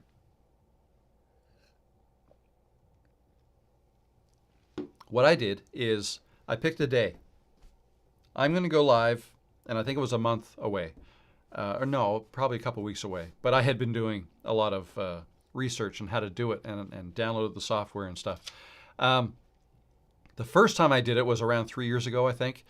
And I picked a day. And the videos I made for my channel leading up to that day, I advertised that I'm going live on that day. I think it was towards the end of the videos. And I would say, I do these videos once, twice, 3 times a week or whatever. I can't remember what I was doing at the time. And I go live once a week and, join me, blah, blah, blah. My first live stream is going to be on, and I gave the date. And then so I was advertising that for 2 or 3 videos, or 3 or 4 even, videos leading up to the live stream. All right, so tried to make awareness. Then when the live stream started, I was super nervous, that first one. Yeah, so then I had like a demonstration prepared. I was teaching video editing in Camtasia at the time, and that's what my videos were about. So I had a demonstration ready to go through. But during the live stream, I would talk about the videos that I have just done and the videos I'm working on. And okay, now let's do the demonstration. And so I was ready for nobody to show up and ask questions. And I believe some people did have some questions or had, so it was fine. Even if nobody showed up, I was going to be fine. So that's how I did it. I decided to start because I knew it was a good way to level up your channel. It's just another way to make myself available to my audience. What grows a channel is not just the content you're delivering. What differentiates you from other people? Like, I'm not talking about anything here that's new and that you probably can't learn from somebody else. Okay? So what makes me so special? Why are you guys here watching me as opposed to somebody else? So that's something a lot of people struggle with. I can't think of anything unique that I can talk about that nobody else talks about. Everything's been done. Like, what can I talk about? The way to look at it is this. What makes your videos and your live streams different is you. You're the one that makes them unique. So I'm the one that makes mine unique. There are people out there who like my videos. There are people out there who don't like my videos. Same with the live streams. Some like them, some don't. The people who do stick around. They subscribe. So then next week, they're here, and maybe some more people find it. Some like it, some don't. The ones who like it stick around. Things grow week to week. The way channels grow is, how do I want to word this? My personality, the way I speak, the way I'm authentic. I think those are some of the reasons people like my content. Some of the reasons some people don't like my content, the same thing. But the people who do like it, they stick around. I already said that. What am I trying to say? I'm what makes my channel unique.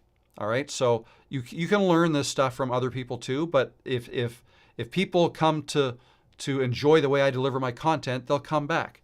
So I continue to make videos. Now, what really helps people subscribe to a channel is if they feel a connection with you. And they'll be more apt to feel a connection to me if I make myself more available to them, if I look right into the camera lens like I am right now. I'm looking at you. I try to force myself to say you and not all of you, right? But it's just you. And I see you, you see me, connection, you subscribe, you like, you want to see more. So you're going live? Oh, wow, live. That's another level, right? Instead of just one-way videos, you watching videos that I've made before, now you can come on live and chat with me, right? Another way to connect, a deeper connection now. So if you allow yourself to have these connections with your audience, you will grow your audience faster. And if you advertise your videos from your live streams, if you advertise your live streams from your videos, people will get to know, okay, there's all kinds of ways I can connect with this guy. This is great. If you ask questions in my comments and I answer them, wow, he answers his comments. Awesome. You have a rebuttal and then I answer that. Oh my gosh, he's answering everything. This is great. I'm subscribed, right? So the more you can make yourself available, the more you engage with your audience, the more apt they are to subscribe, to like, to watch all of your stuff, and to come back for more. So I had seen videos talking about this. I've learned a lot of this as I go as well. I've seen it happen. And yeah, so I guess that's why. And I guess to back it right up, among the first live streams that I watched, when I was first starting to learn all this stuff, Think Media was a big influence. I went to Think Media. I think I even bought one of their courses, like a self-paced course, I think, or anyway, it goes back. I've watched so many videos by Think Media, but for the live streams, there was Nick Nimmin. I loved his live streams. He goes live every Saturday, and I think he has for years, because it was around 4 years ago that I started watching him, and said, yeah, I want to do this too. I want to do these live streams like this. This is great. Look at all the people he's getting, answering questions, and this is great. So I knew that's what I wanted to do. And in terms of when's a good time to start, you can start whenever you want. You can start. You don't have to wait to have a certain number of subscribers to start. Well, If you're just going to go live on your phone, I think you need 50 subscribers before you can go live. But if you do it from your computer, I don't think there's any requirement. You can have 0 subscribers if you want. Maybe wait till you have a few, but you don't have to, because you may find people through your live streams. So people like YouTube will push that out potentially, depending on what you're talking about. So anyway, I hope that helped. I don't want to get too far behind here. Let's get back into the chat messages.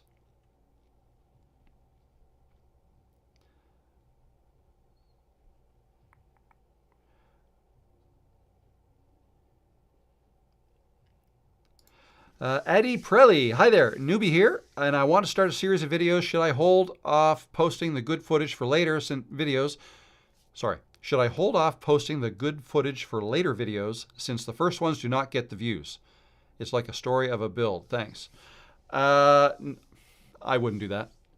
I would just post your good stuff right away, because there's going to be more good stuff. You'll drive yourself crazy trying to catalog all your footage too. I would think that would be my concern. The thing is, your videos are going to get better with time, like you said, and that's okay. Just try to post your first video, all your best stuff, and then work on video number 2. More good stuff. You know what I mean? That's the way I would do it. If you try to wait to post your good stuff, you just, I don't know. In my experience, I've got footage that I've captured and that I put off and maybe I'd use that later. I've just never used it because later on I'll get involved in making another video and I just shoot the footage I need for that video, right? I rarely go back and use footage from another video. I mean, sometimes I have, I think, but no, I would just post your stuff right away. For thumbnails, I created a set of 4 templates in Canva. Each time all I have to do is change the text and image. Absolutely. That's all you have to do, and that works perfectly. If I show you mine, just to take it a step further, back into my Canva here. Let's go back to the home page. Where are we here? Canva. This one right here. I just copy and paste. This has, look at that, page 2 of 72. All my thumbnails are in the same file. All the way, well, it takes a while to load if I start going that fast. They're all here. I've got 72 thumbnails in this file. Okay, now there we go. But yeah, you just, okay, that's selecting there, like copy, and then move up to this one, click, paste. There's my new text. Just change it and off you go. Control Z, we'll back that up. But yeah, that's a fabulous idea. I love that about Canva, to be able to do that. This is taking a while. I hope I didn't miss your question. I probably did. I'm sorry. What are we? We're 5 o'clock here, so 3 hours, another 3-hour stream. Awesome. I hope that's okay. I'm just going to scroll. I want to get closer to the end here. What software do I use for live streaming? I use Ecamm Live is what I'm using now. You can use Ecamm Live. Is only for a Mac. StreamYard is browser-based. You can use that no matter what computer you're using. Or Restream is another one. vMix is one that's only PC-based. That's software you download. What else? OBS is the obvious one. That's the free one that a lot of people use. It's available for Mac or PC. I like Ecamm Live because it has the ability to display messages, like your message I just popped up on screen here, and I can move it around. I like that. I like that. The only trouble with it is I can't go to the live part of the chat in Ecamm, or I'll lose my place, right? So that's the only thing. I want to remember where I am and kind of go through it all. But again, when you get a lot of people in these live streams, which is awesome, thank you, every one of you, for stopping in. This is great. But it does mean I can't answer everybody's questions. That's a perfect time to segue to tomorrow. I'll be going live again for members only. Okay, so people who join my channel, I put on every 2 weeks on Wednesday, same time, 1 p.m. Eastern. a live stream just for members. So there's usually anywhere from 15 to 30 people in there, and all your questions get answered. And I think it's $3.99 a month or $5 a month, something like that. I can't remember. I had to put it in Canadian dollars, so it converts to you in US or wherever you are. So yeah, it gets your questions answered much more quickly. So the next one's tomorrow. If you're interested, click the join button down below. At what point did you start having coaching calls, and what inspired you to do that? What inspired me? Who inspired me was Alexa Serenoya. We had a chat, and it was something she had been doing. And she said, you should do this too. I don't know, I can't believe you're not doing this. And I wasn't. I'm going to say this was in November of last year, just several months ago, November. I started doing coaching calls. And it was the same old thing. You know, I probably had a bit of imposter syndrome. Like, who am I to be giving advice on YouTube? I'm only really getting going with this now. But the reality is, and you guys can learn from this too, somebody once said, the definition of a teacher is somebody who is only 1 or 2 chapters ahead of you. Okay, and perhaps that's the best person to learn from. Like, if you need to learn grade 1 math, you don't need a Harvard professor to teach you that, right? You need a grade 1 teacher.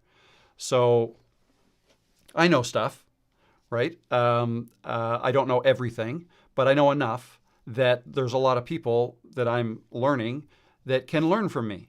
So once I got that set in my head, I started offering it. And with Alexa's encouragement, thank you, Alexa, that was great. I started offering it in November, and yeah, I've been doing it ever since, and it's growing, and it's great. It's actually one of my favorite parts of this. I love the coaching calls. It's a lot of fun, and it's a great other way to monetize a YouTube channel. Instead of just earning from AdSense, you can earn from coaching calls. You can earn from coaching or from courses. Create a video course. If you can create videos for YouTube, you can create videos for a course, right? Depending on what kind of course you want to make. But right. So just a couple of examples of other ways you can monetize a channel. But yeah, I was. So what's that? November, December, January, February, March, April, May, 5, 6, 7. 7 months now I've been a YouTube coach. Hey, Brooke, how you doing? Good to see you. Thanks for coming into my first live yesterday. That was your first one? Yeah, so I was impressed. If that was your first live, you need to keep doing more of those because you did very, very good at that. Good job. I had so much fun. Just finished scheduling my next one. Awesome. Very good. Yeah, no, you're a natural. Just keep doing it. I'm a huge believer in live streams. If you're comfortable talking to a camera, live stream is no different. And if you are struggling with making videos, the editing takes too long, particularly that. If it's the editing that bogs you down, takes too long to do a live stream. It's live. Like talk as if like you're making a video essentially, but you're doing it live, so that as soon as the live stream is over and you press stop or end stream, your video's made. No editing needed to be done, and people can watch your video after the fact. So I highly encourage you, and check out Brooke's live stream. She did fabulous.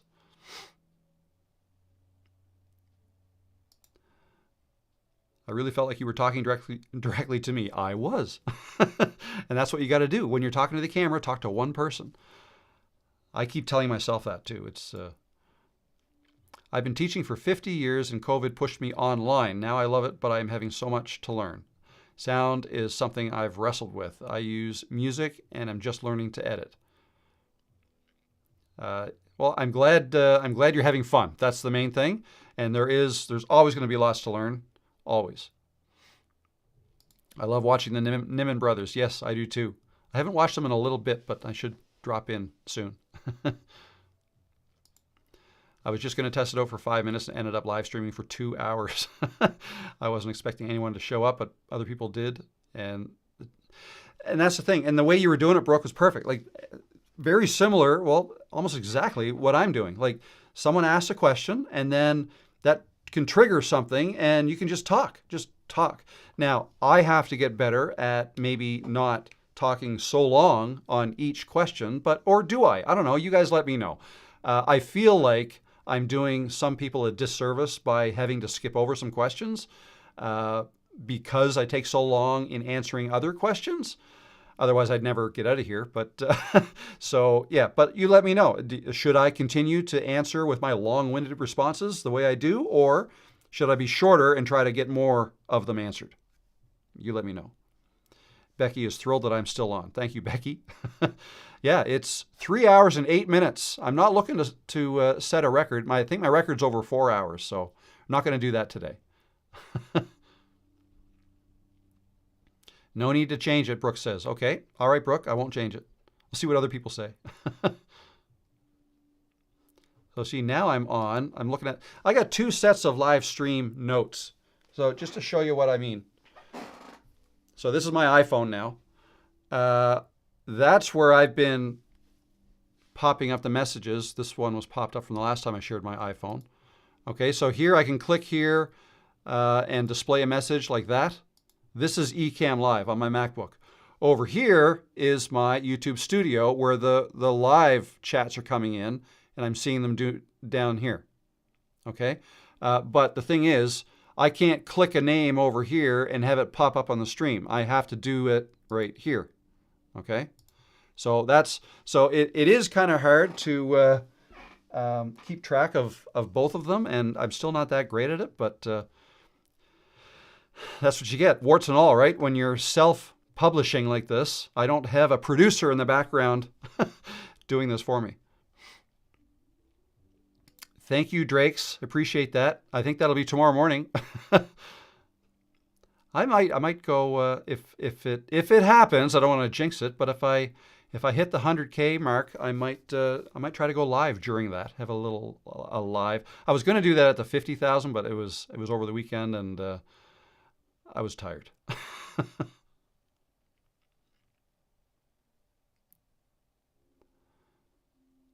Love that I'm Canadian. Personality plus your voice. Thank you, Gail. Appreciate that. I didn't start watching your live streams till the last month or so, but now I look forward to them. So yes, it does help the audience connect with the creator. Absolutely. Appreciate that, Rude Dog. Is that your name? I like to think we're nice. That's our reputation anyways. I got to hold up my end of the bargain.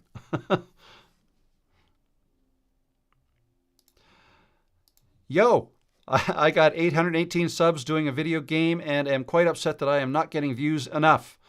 Okay, so 818 subs. Well, that's good. So I guess my thoughts are this. So I'm not a gamer. Okay, I mean, I've played video games in the past, but I don't stream games and all that stuff. I feel like if somebody wants to stream playing a game, there's got to be something else. Now, no, I've said this to my son, and he somewhat disagrees with me, but I just feel like there's got to be something else that you're offering that's going to cause people to want to subscribe and watch for longer. Okay? For myself, personally, I don't see the attraction in watching somebody else play a video game, but that's just me.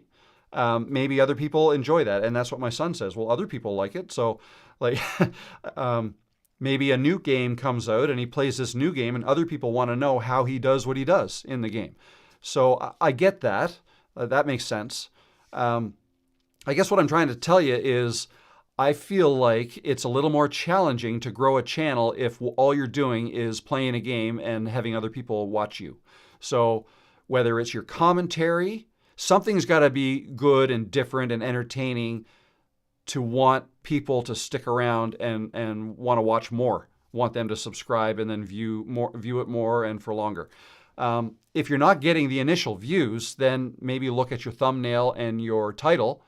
Make sure you put keywords in your title, like the name of the game and what it is going on in the game, I suppose.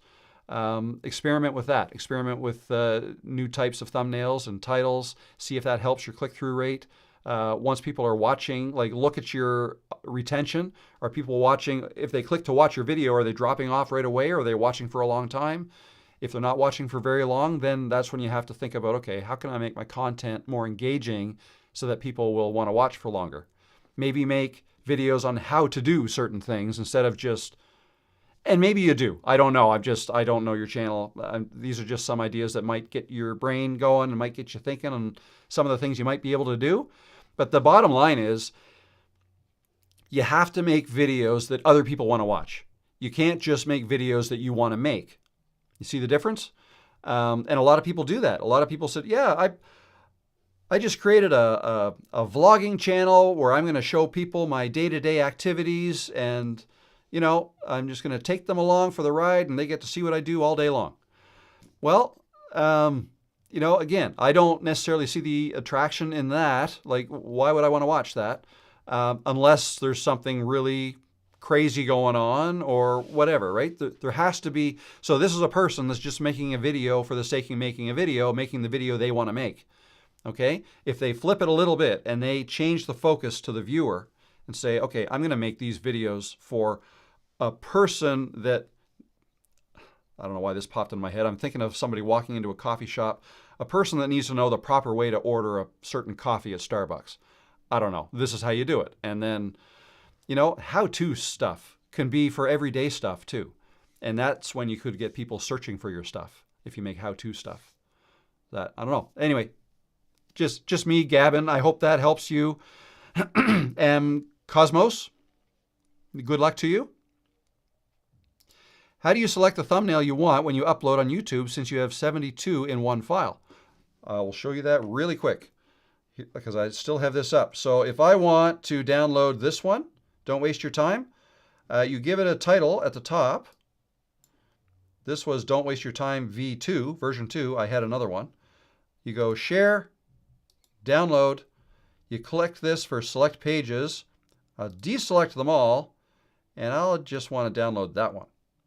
And then click Done. It downloads one file.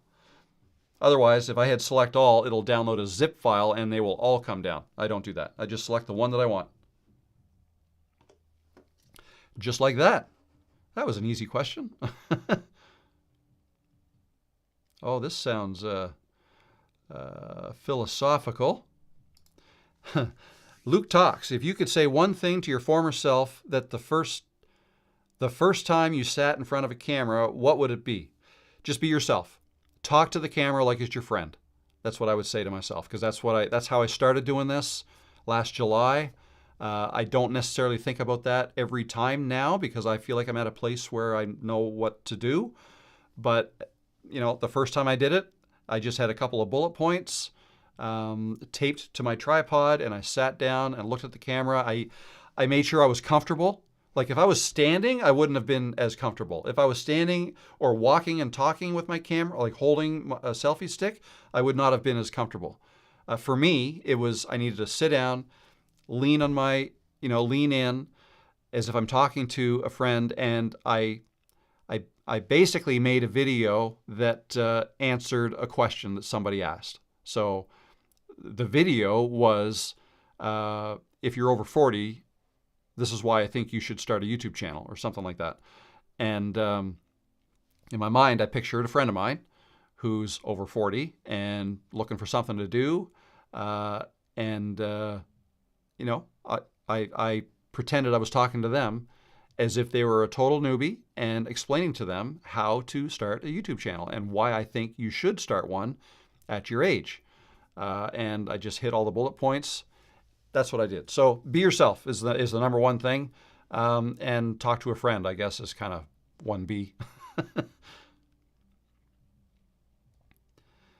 Okay.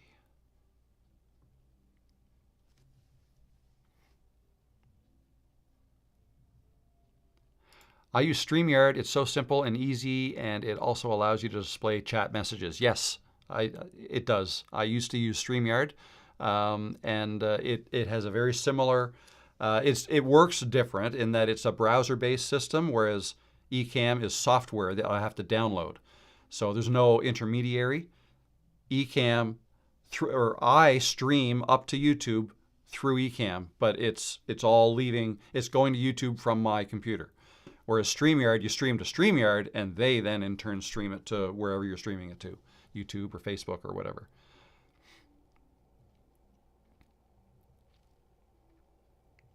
Imposter syndrome cripples more potential content creators than any software or hardware issues that may arise combined. Yeah, almost every artist goes through it regardless of their skill level. Yeah, I would agree with that. I would agree with that. No problem, Brooke. You're doing great. Keep doing you.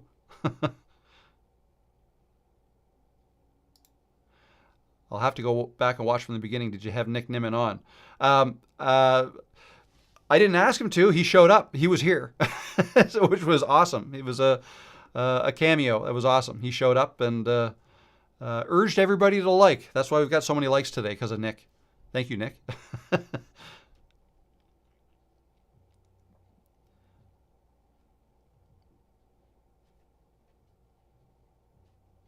You like the in-depth, long answers. All right. I like your long-winded answers. Don't change a thing. That's why you get so many questions, Rob, because you're so thorough. As thorough as I can be. Oh, Brooke, you got a new sub from Barb?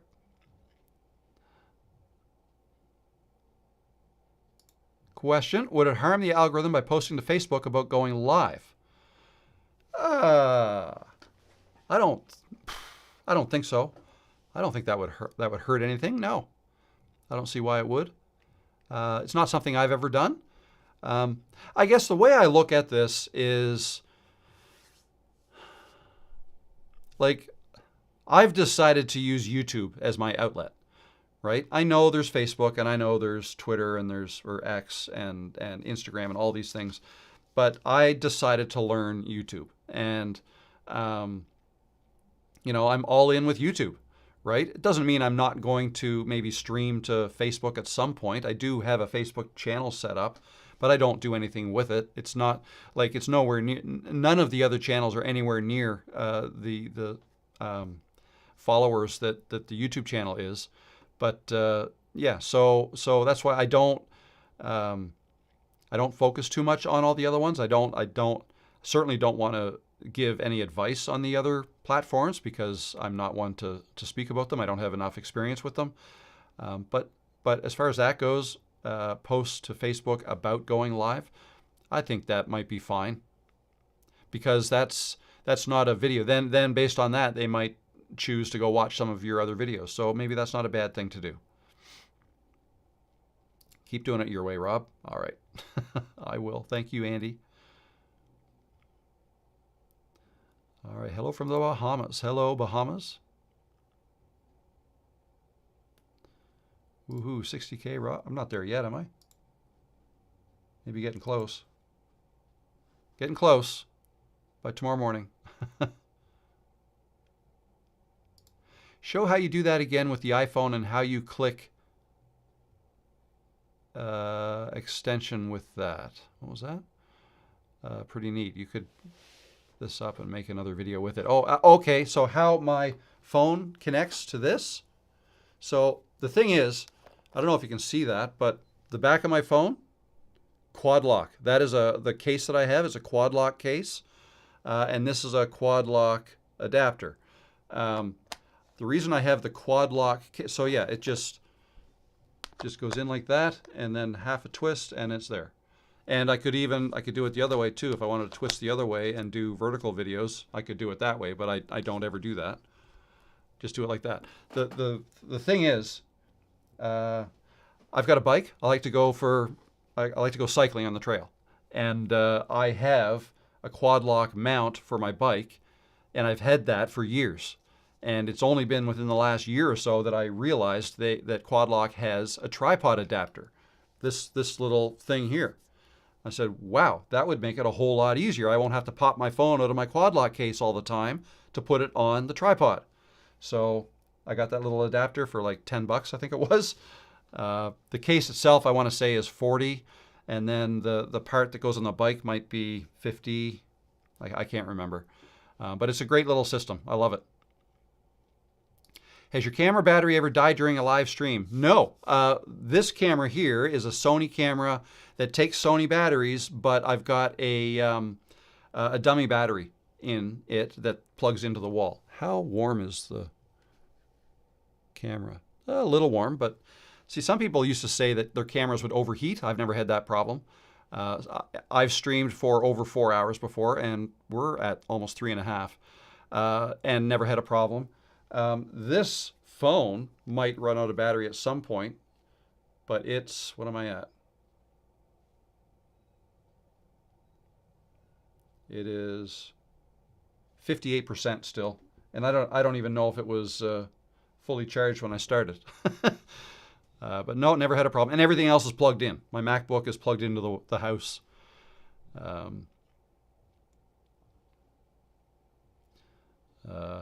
Yeah, I can't wait. We'll have a reveal party. Thank you very much. Appreciate that. Thank you. Hopefully someday. I'm just starting with my channel. What is better, quality or quantity of the videos? I'll go for door number 3. The content in your videos is the most important thing. How's that? That trumps quality.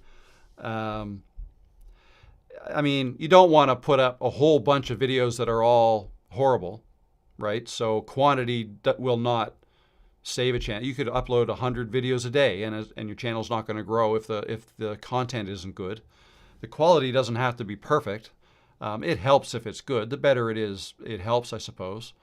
Yeah, content. The content, and the way. And when I say content, I'm not just talking about the topic or the subject of your video. It's how you. I mean, that's important, but it's how you deliver it. Don't waste people's time. Deliver it in a clear, concise manner, as tight a package as you can. That's typically what works the best. Now, I realize the videos that I make when I'm outside walking on the trail, you know, I stumble over my words. Sometimes it's a little bit of rambling, and those aren't ideal. You know, if I could be better at speaking faster, more clearly, you know, maybe I would grow faster. I don't know. But on the flip side, the fact that I'm being human and just being myself, that means I'm attracting people to my channel who like the way I am and are okay with the way I deliver my information. Okay, so be yourself. But yeah, that's, anyway, I feel like I've said that a lot today.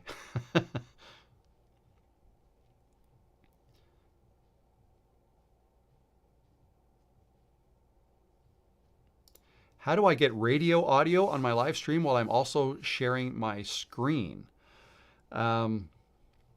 I don't know. There are some plugins you can get, or programs like, what's it called? Voice Meter, I think. You can modify the sound of your voice before it goes through the stream with voice. I think it's called Voice Meter Banana. Look that up. That might be what you're looking for. That would be a great gift, Tony. Let's try to make that happen.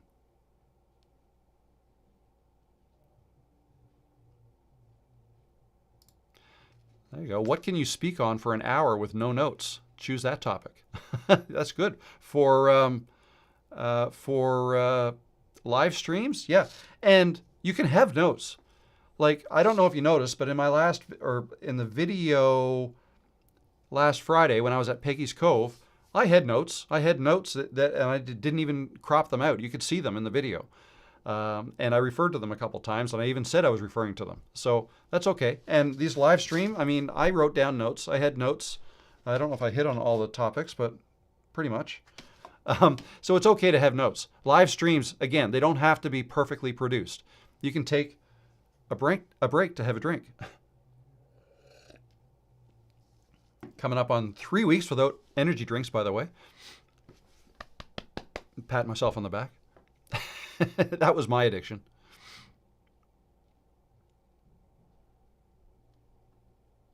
Oh, cool. I'm on your Google Calendar so you don't miss the live streams. Awesome. Thank you. I don't get other people watching other people play video games either. Then again, countless people watch other people play golf, hockey, football, etc. To each their own. That's right. To each their own. Right? I think there's an audience for everybody on YouTube. I really do. Just got to make the content and they'll find you. Just keep making the same content or the same, same niche, towards the same audience.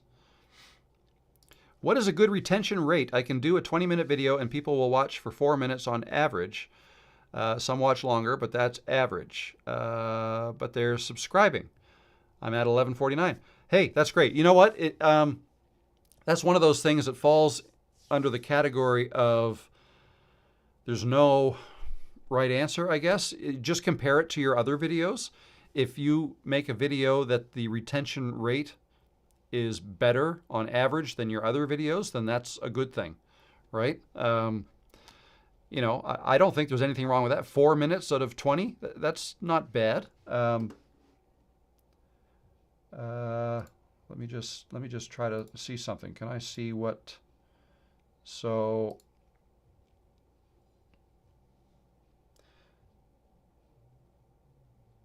Okay, so here, so the video I did on Friday was this one. This is the Peggy's Cove video. Mine was 26.5%. So you're, 4 divided by 20. Need a calculator. So you're at 20%. This is at 26.5%. I've had them higher. Generally, the shorter the video, the higher the retention rate will be. One of the more important things I like to look at is how many viewers are still watching at the 30-second mark.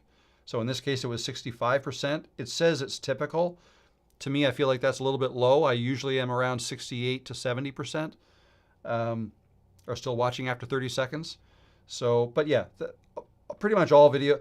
What you're aiming for is not a very steep drop off and then stay way up here if you can. But that's hard to do with a longer video. With a 20-minute video, that's on the long end. But if you've got 20 minutes of really good information, then that's what it's got to be. If you think you could have done that 20-minute video in 10 minutes, then maybe try to aim for that next time. Try to deliver your information faster. But, if it's uncomfortable to do that, if it's not natural, then I wouldn't try to do that. You want to be as natural and as real as you can. I've thought about doing walkie-talkie videos. I was worried lighting, etc., and being filmed on a phone would harm engagement, but probably need to get over that and just do it. 100%. I'm going to show this screen again. If I go to my channel, this video It does not here, have to take a long time. So this is the one I did yesterday morning. You can see the sun is right on my face there, walking that way. If I scroll a little later on, now I'm facing the other way. The sun is not on my face. Sometimes it was, sometimes it wasn't. I guess my point is, I'm trying to find, maybe this is a bad example, but my point is, it doesn't matter that much. If you're walking and talking, if your information that you're giving is good, people will stick around. The video doesn't have to be perfect. Right? Like sometimes I'm out of frame. I can't even see if I'm in frame because I don't look at this side of my camera. I look at this side. That's a much better camera right there than this one. Plus, if you're looking at this one, you're probably looking at yourself in the middle, which is not where your lens is. Your lens is way over here, but I feel it's hard and unnatural to look way over here to the edge of the phone where you're really not looking at anything. They've got a little tiny green dot there to try to help you, but I find it doesn't help me. Instead, I'm looking at the center, and then therefore, to you guys, it looks like I'm looking off to the side, right? So this way, I know to look in this general area up here, and then it looks like I'm looking right in the lens, okay? And it doesn't matter if I'm not perfectly in frame. If this is this, or it's okay. It's all good. I've yet to hear a complaint from people that said, you know what, I like your walk and talk videos, but if your head could be framed a little bit higher in the shot, I think it'd be a little bit better. No one's ever said that to me. And if they did, I think they'd be joking.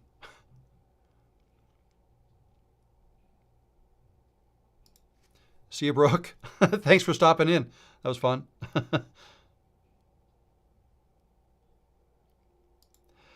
Experiment with shorter videos and see if the retention improves. Great idea, Peter. Great idea.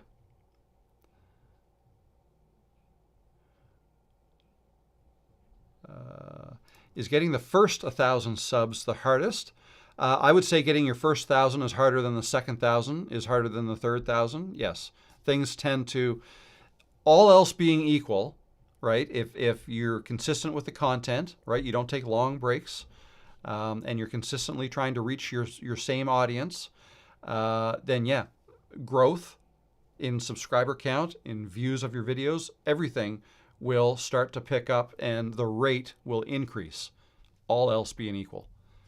That's what I've noticed, not just with my channel, but with any channel.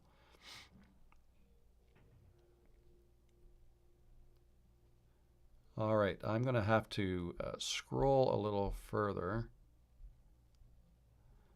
Yeah, Sandy, yeah, after 3 hours, we got still 100 people and 1,400 views so far. I'm not trying to set a record here. I don't know why I'm still talking, but hey, I am still here.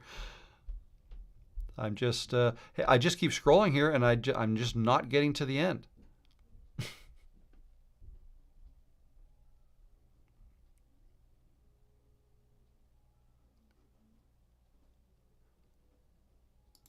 Thanks. Great tip to look at the main lens, not at the screen. Yep, get yourself out there, Steve. You can do it. If I can do it, you can do it. Guaranteed.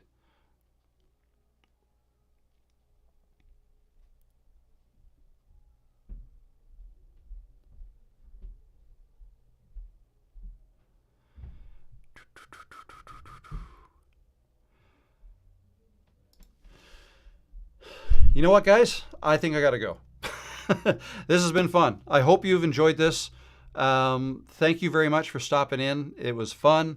Again, for those of you who are members, and you can tell who's a member because they will have their name is highlighted in green and they have a little anchor icon beside their name.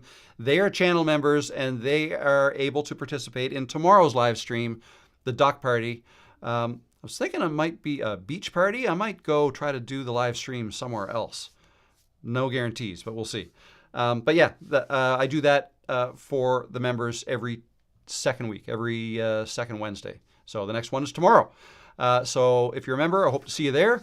And your questions will be answered so much faster because there's so, I don't want to say there's so few of you, but there's not 150 of you.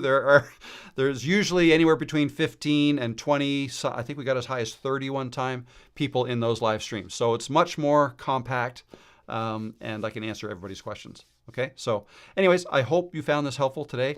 I'm planning on having another video out maybe tomorrow. I don't know. For sure by Friday.